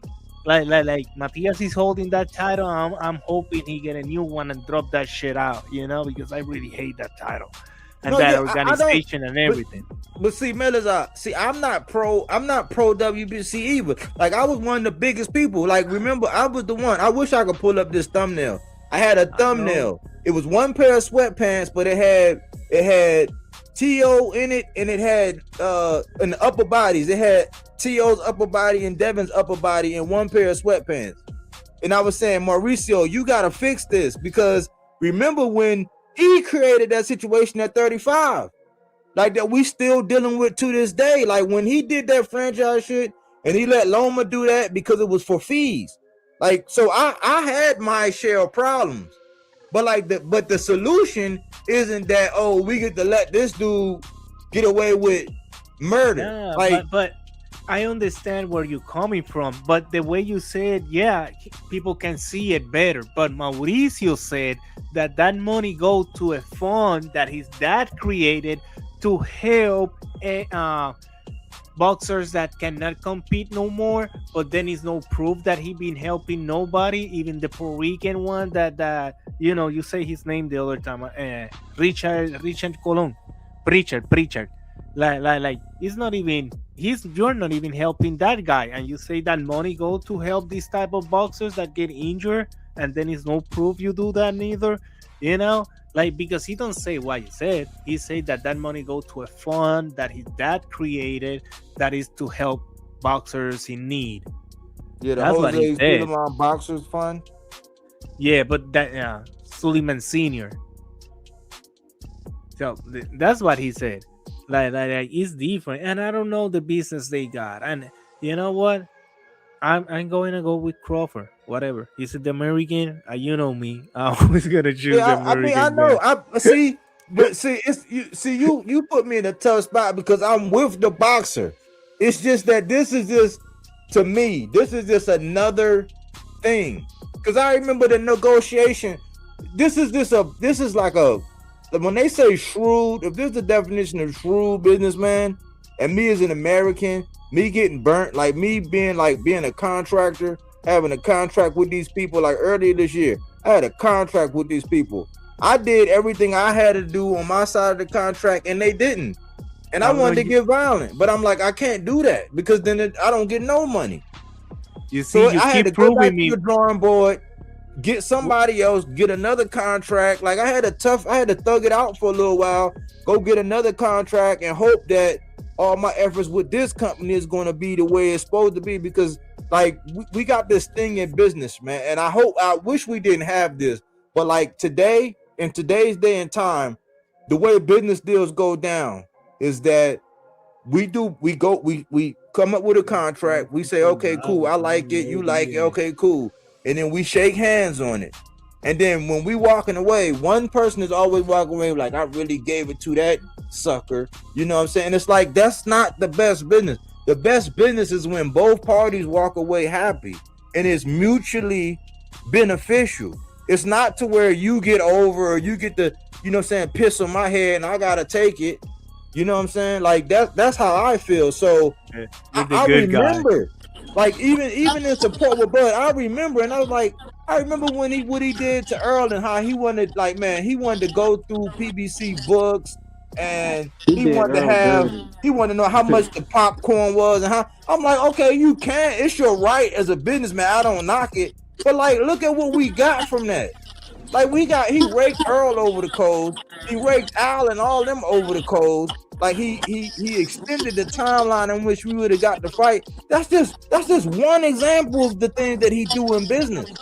It's always, like, to me, this is not just one thing. It's almost like when a child finally get expelled from school. It's like, no, yeah, we got all these administrative reports on you. Yeah, you had in-school suspension 3 times. Like, yeah, we had council meetings. Yeah, your mom had to come in and sit in the class. Like, this is just the final thing that actually happened. But it's always something with you.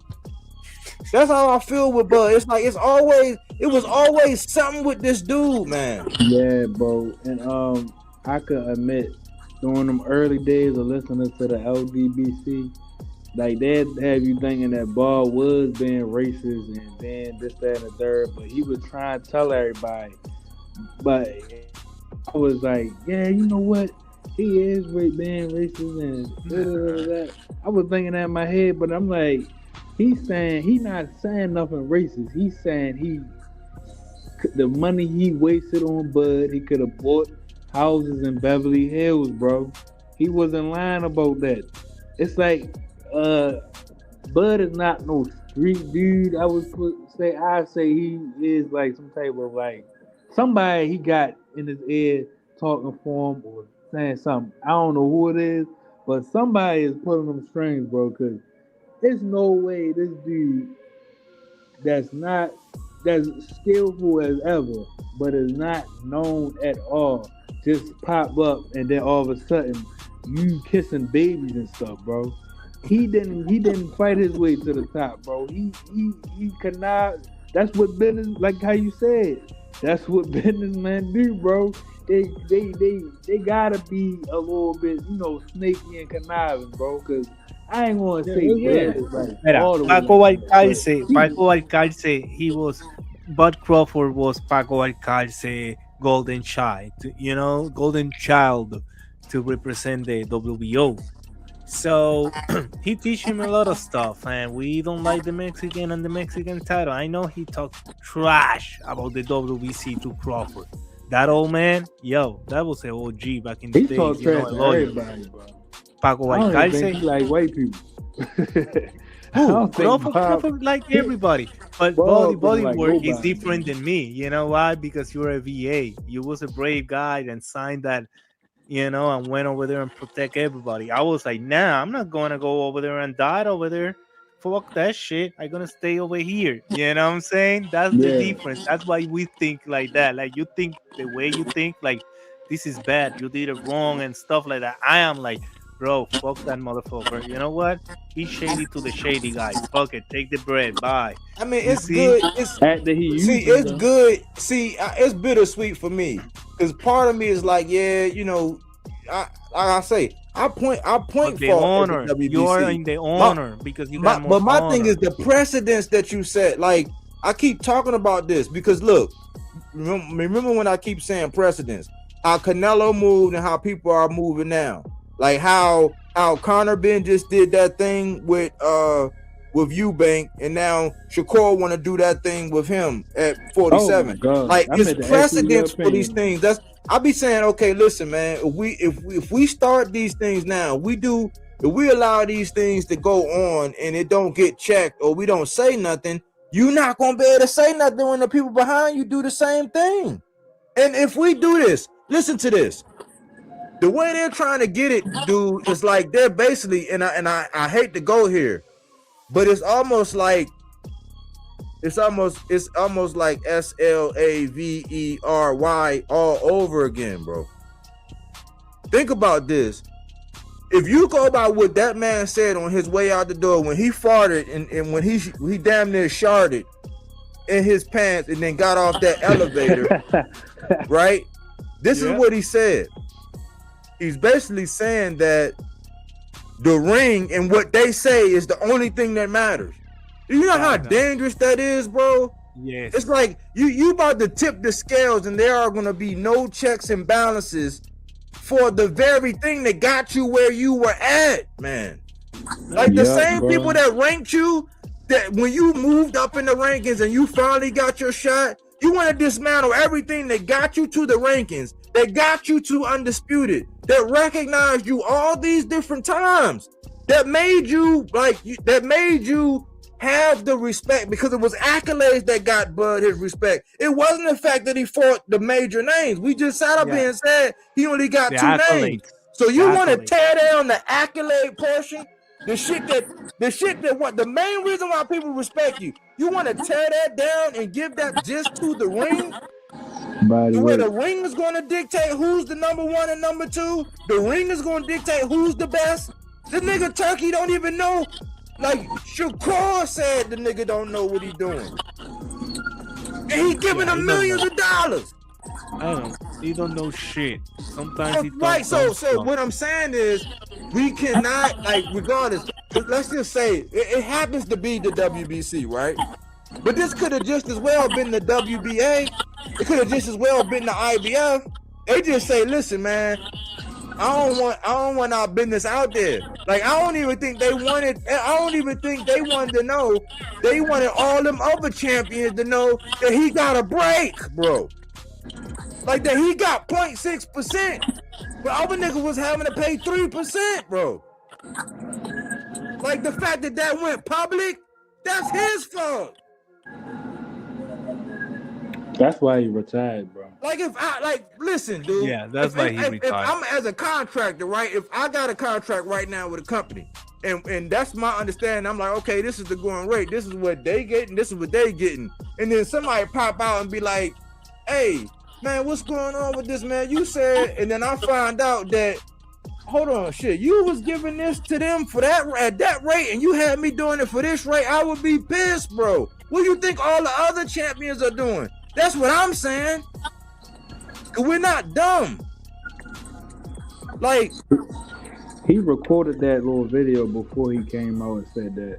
But I'm saying though, Melazar, do you understand what I'm saying? Yeah, I understand you, but if the IBF, the WBA, the WBO will complain about the money they receive, then I'm like, oh, okay. But why you're the only one complaining? Look, because he don't give you what you want? They might be, listen, let's take it like this. They might be a little bit smarter than Mauricio, but I don't think that they wanted nobody to know that they gave him a break, bro. Exactly. Like, think about it. Listen. So you gotta what think. Mauricio did? He put Chivas going for the title. The going rate is 3%, right? And they gave him a break on 6%, but he wanted to give him 4%. That might mean that the WBO, the IBF, and the WBA gave him a break at 4%, while other champions are paying 3%. Yeah, like that's what I'm saying. Like, I don't know. There's some people out there in this world that's going to understand what I'm saying, especially people that's like in business. But like, you can't piss in the community well, is what I'm saying. I understand you. Like, don't get me wrong. I understand where you're coming from. But anyway, why the other? Like, I am like, but why the other organization don't complain that he given less or whatever? Everybody was okay, and why you have to make this public? And then you make a car with Lester Martinez and Billy with Turkey. You give your title anyway to Turkey, to the Ring magazine. So I don't know. He made it public, man. He made it public. That's the thing. He blasted them. He made it public because, for me, he made it public, and he made it a public thing because all I'm saying is they stripped him. For me, you stripped him, and you have that ability that the other companies may not have that ability. But the WBO recently announced that if they sanction a fight or the champion wants a fight and you turn it down, you're completely out of the rankings. You feel what I'm saying? So for me, you got to do things when you're in business here, because most things will come down to the FCC. They're the major governing party for every type of corporation. You feel what I'm saying? Body will attest to it.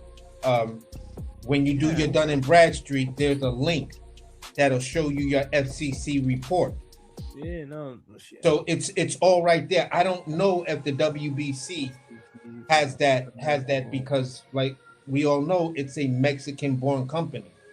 So even if you're doing business,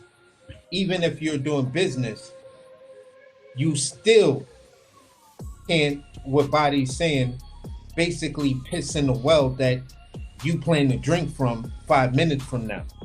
It's a heat wave, and you're gonna piss in the well and then say, God damn, now I'm thirsty. Yeah. Well, you know what I'm saying? So it doesn't, that type of shit just doesn't work. So now he have to stay retired because now what? For what title Canelo and Crawford gonna have a rematch? Because now it's no uniform, it's no titles, you know, gonna go to different people. So that fight is not gonna happen anyway. Who else is there for Crawford to fight? He don't fill up stadium by himself. So what else is there for him to go? Like 175? He's not gonna go up there and fight those big guys. He already said that Benavides is huge and he's not gonna fight him. So look, it's karmic. It's almost like instant karmic retribution. Because by doing that, it was a chain effect. Like you think you got over, but then you wanted 100 M's. And now it's like no way. Like there's like no way, bro. It like it was just bad. It just wasn't. That's why you need people around you, man. Like you can try to get over and do stuff like that, but like, man, it set so many things off. First of all, you exposed all the other sanctioning bodies, and that's probably why they so quiet. It's almost like, man, damn, I will man, not make that video. You know, like, I let Mauricio talk and I keep my mouth shut, and that's it. And Mauricio look back. As soon as Crawford made that video and start talking and say they're talking about the Ring magazine and all this BS, he make it look himself look worse. Right. So then it was almost like you did the Devin Haney, but like you did it with like all of the gasoline, all of the propane, all of the lighter fluid.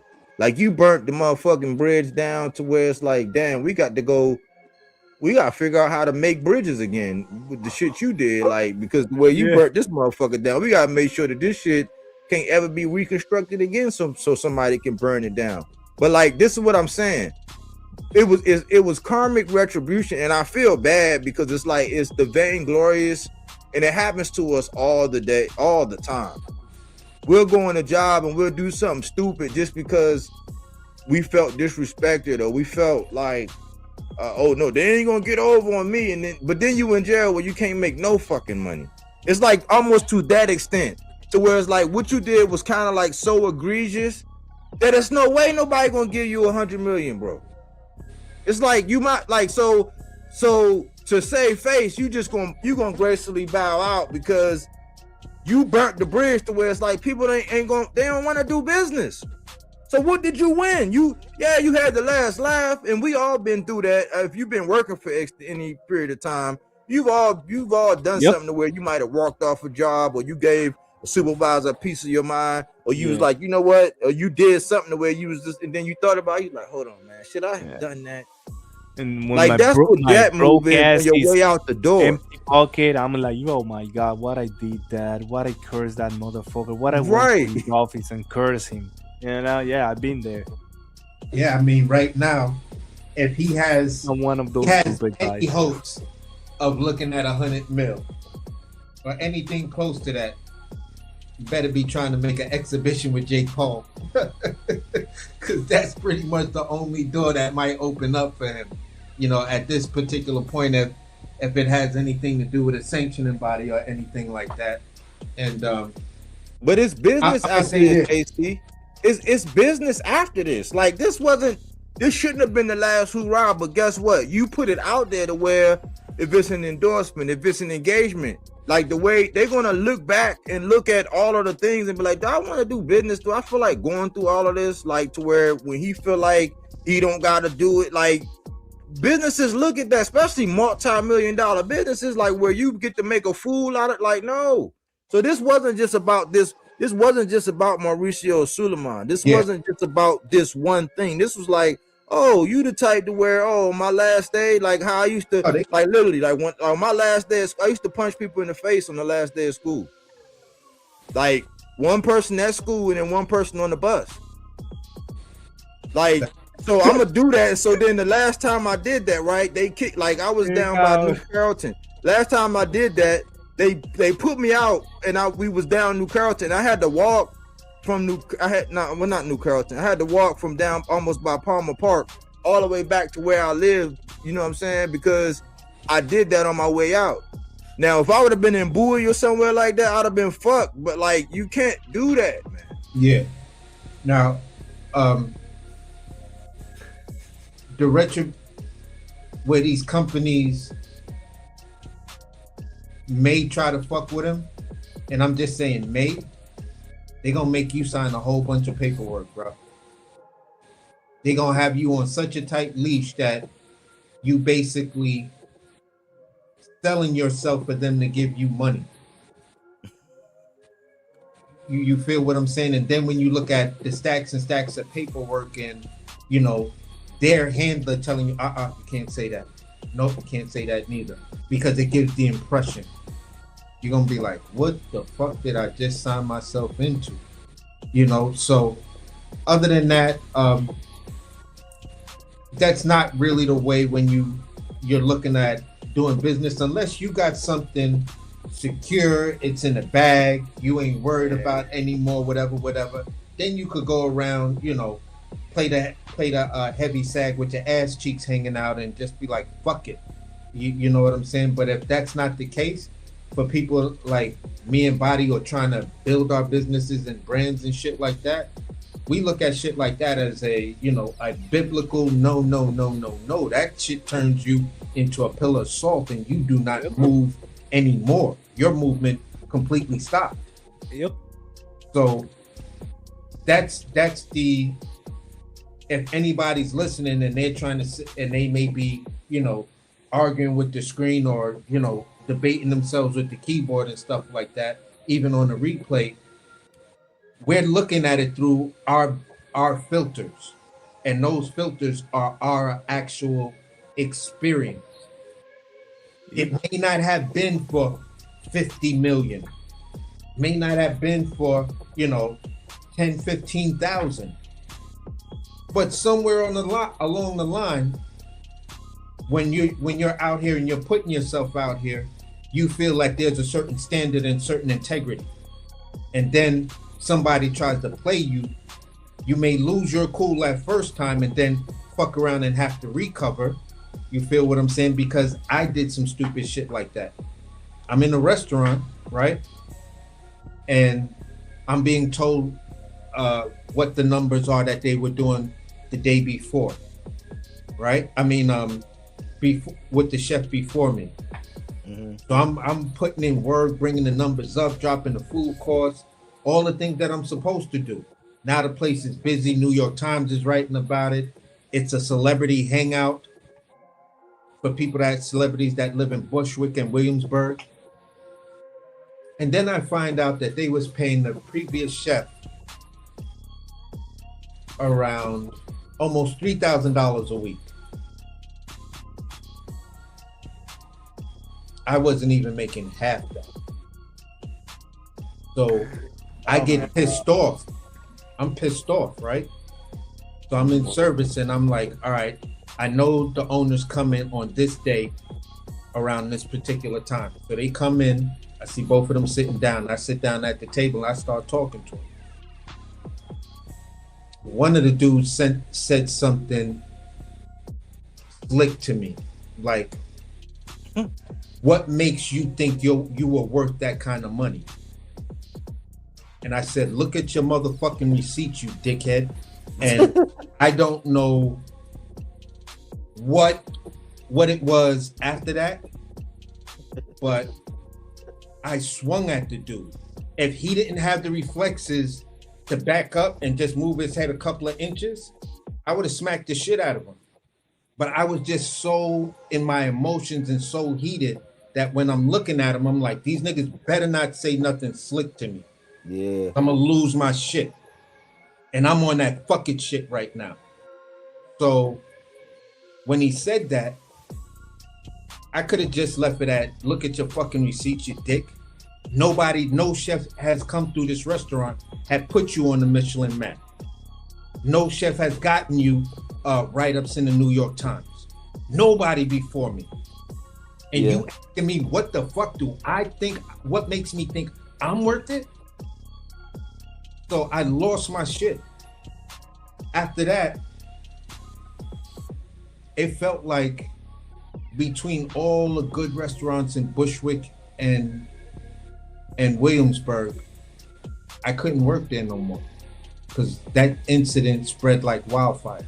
Yeah. It spread like wildfire. Every interview, everything, they hear my name and then they'd ask me, "You're the chef with the food porn tattooed on your knuckles, right? I saw a video." And I'm like, yeah, we won't be doing business with you. Thank you very much. Click. And I'm like, what the fuck going on, bro? That's why you got to separate the hood from the businessman. You know, because the two just can't exist in the same space. Something stupid is bound to happen. And when you on that tight elevator with all them execs that got to go to the executive floor, and you thinking you being funny by farting in the elevator and letting all the execs deal with that, by the time a promotion come around, they're gonna look at you and be like, "Johnson, right? Yeah, yes sir, yes sir. Yeah, Johnson. Yeah, you was the motherfucker that fart in that elevator." Hey, Susie, get Dan and Phil in here right away, please. Dan, Phil, this is the wise guy that farted in the elevator. Oh, you are finished. Your face is sweaty. Your ass cheek is sweaty. That little part before, right above your ass, start to get real sweaty. The crease under your belly start to get sweaty. Your belly button is even getting sweaty, bro. You're finished. It's a done deal for you. And that's what you just can't do, man. And believe me, man, many people that maybe don't even have a business but just work regular, you can't go on that take this job and shove it thing. It was a great movie. It was a great song, but that shit don't apply in real life. You still got other shit you need to do, and the bills still got to get paid. Yeah, I had to swallow a lot of pride. Oh my god, at least a whole season. That's the reason my job season, like the till winter season show up, so I keep my mouth shut. Like, yeah, dude, till November. Keep your mouth shut till November, and don't forget it up. So they give you the pink slip. You know, after they give me that pink slip, I can curse anybody. Man, you, and you, fuck you all. And then I'm like, oh, I have to return next season. Shit. So, you know. We all have to go through that shit. But Crawford, I don't know. Like, yeah, a lot of people will not gonna like that move. But, you know, the other guys are not too. So, and I understand the two ways, you know. But yeah, that's not a good way, a money move to do. So, but retirement is the next move, you know, like you're retired, that's it. Now you cannot even talk in the boxing programs that are under the WBC because you told them to fuck. So now they will not gonna call you to be a commentator neither. Whatever. See? Told them you need to go and slap yourself. But yeah, man, I think that was a good one, man. I'm gonna wrap up, man. I didn't realize how late it was. Yeah, for sure, bro. Good as usual. You know what but yeah, man, we are. I'm definitely gonna do one on Saturday. All right, that's gonna be the born day, man. 45. Yeah, ain't that crazy spectacle happening tomorrow? Yeah. Tomorrow, American versus the British. Let's see, the giant, David versus the Goliath. You know, the giant versus the small guy. Whatever. I got Paul knocking Joshua 5-6. Don't put no money on that. No, but let me fantasize. Whatever, you know, I am that fan. Okay, let me fantasize a little bit. All right, y'all. Well, shoot, man. I'll holler at y'all, man. Yeah, for sure, bro. Peace. Take care, guys. All right. Look, man. Look. As an individual, you know what I'm saying, as a father, as as a millionaire, as a guy who did it his own way. I salute Bud. I don't want it to get lost in translation. I do. I salute him. You know what I'm saying? I just know that when you talk about leadership, you gotta look at some things like from a leadership position. You got Keyshawn up here, like he just crashed out, and then he's sitting up there talking about, I don't know why. No, I'm like, man, this dude about to cut his water off, but he don't have the luxury that you got. Shakur's still making his bones, you know, regardless if he think he up there with you and Ward and Floyd and all of them guys. Like, he feel like he is, but he ain't there yet. These guys are looking at your moves and they gonna have a propensity, but they still got to deal with these people in the industry. You know what I'm saying? These guys, it's the same thing that happened where they was treating, you know, they say that they was treating certain fighters a certain way over there at Top Rank. I think they learned some things with how they treated, you know, one of these guys. And then they gave Keyshawn the world. They made the world his oyster. And what he do? He gave them his ass to kiss. You don't think that they revamping and saying, oh, hold on, man. Like, okay, all right, we got to find a happy medium. Well, how we treated this boxer and then how we gave the boxer the world. We got to be like right in the middle. So we got to fine tune and adjust. But what one boxer just did on his way out the door, you don't think that they're going to be looking at everybody else, making adjustments and saying, oh, no, we can't afford somebody to be able to do that. We got to be a Teflon Don. Well, you thought this paperwork was all fine and dandy. You thought that was a lot of paperwork that you had to fill out? Oh, yeah, we gonna time that times 1.5. You're going to have even more paperwork with more caveats and more shit that's going to make your head scramble and more lawyer fees that your lawyer going to have to sit down and look at and analyze before you sign that shit. You know what I'm saying? You just don't be pissing in the community well. What I can say is I salute the maverickness. You did it your way. Like, nobody can, there will not be not a near nutter. Don't nobody say that near nutter like you say that near nutter. There won't be a near nutter that's gonna do it the way Bud did, the way Bud did it. I promise you that. I salute that. You was a maverick in your own kind of way. So hey, you did it. You know what I'm saying? You accomplished it, and you made more than enough, and you had the last laugh in that regard. You know what I'm saying? I think there's still some people in the industry that's gonna have to deal with these people. Precedence has been set, but I applaud. I petition to everybody out here. Don't follow in them footsteps, man. In certain things, like in the training, in the lifestyle, in the keeping your body a certain way, yeah, okay. But in actions, fuck no. Your career might not afford you the same level of variance that he was afforded. You're not gonna get the same opportunity. You're not gonna get the same golden spoon. You're not gonna get the same front of the line treatment. Just something to think about, man. But I just was reminiscing about my man Errol Spence, man. I was thinking, man, the welterweight division ain't been the same since Spence been in it. You know what I'm saying? That was a bad dude. I can't wait till he say, okay, I'm reloaded. Until then, we got this whack ass 147 division to deal with. And yeah, I said it. This is fruits and veggies, not that Reggie. This is fact-based content, not opinion-based, even though we have ours. Silence is consent is the name of the channel, meaning that all it takes for evil to prevail is for men and women to remain silent. So we speak to those things. You know what I'm saying? Hopefully you was able to put something in your rucksack and march on with it. Fruits and veggies, not that Reggie. Fact-based content, not opinion-based. And if I failed to mention, once again, we still have our own opinions. You don't got to agree with us. You know what I'm saying? You don't got to be a yes man. Salute J, man. You know, you can disagree.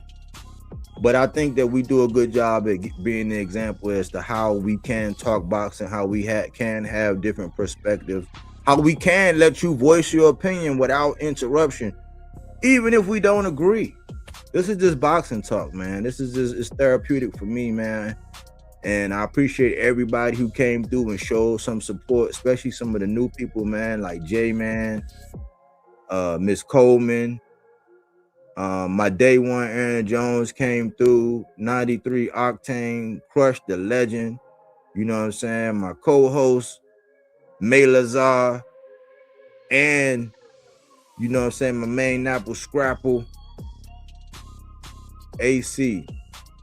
Thomas Hill was in the building. Miss Cookie Monster was in the building. His twin stopped through. OG Key Israel was in the building. Dev came through. Appreciate that super chat. Appreciate that super chat, Cookie Monster. I think I said his twin, Diva. CJ Rich showed up, you know what I'm saying? We had a nice little event, man. I appreciate each and every one of y'all, man. Until the next time, thanks for choosing Bodywork Boxing. Well, we don't take things for face value. We do that body work. He didn't want to box. He wanted to actually prove that he could punch with you. He was like, what the fuck is this nigga, right? Oh, okay, you want to go to sleep. You tired. Welcome to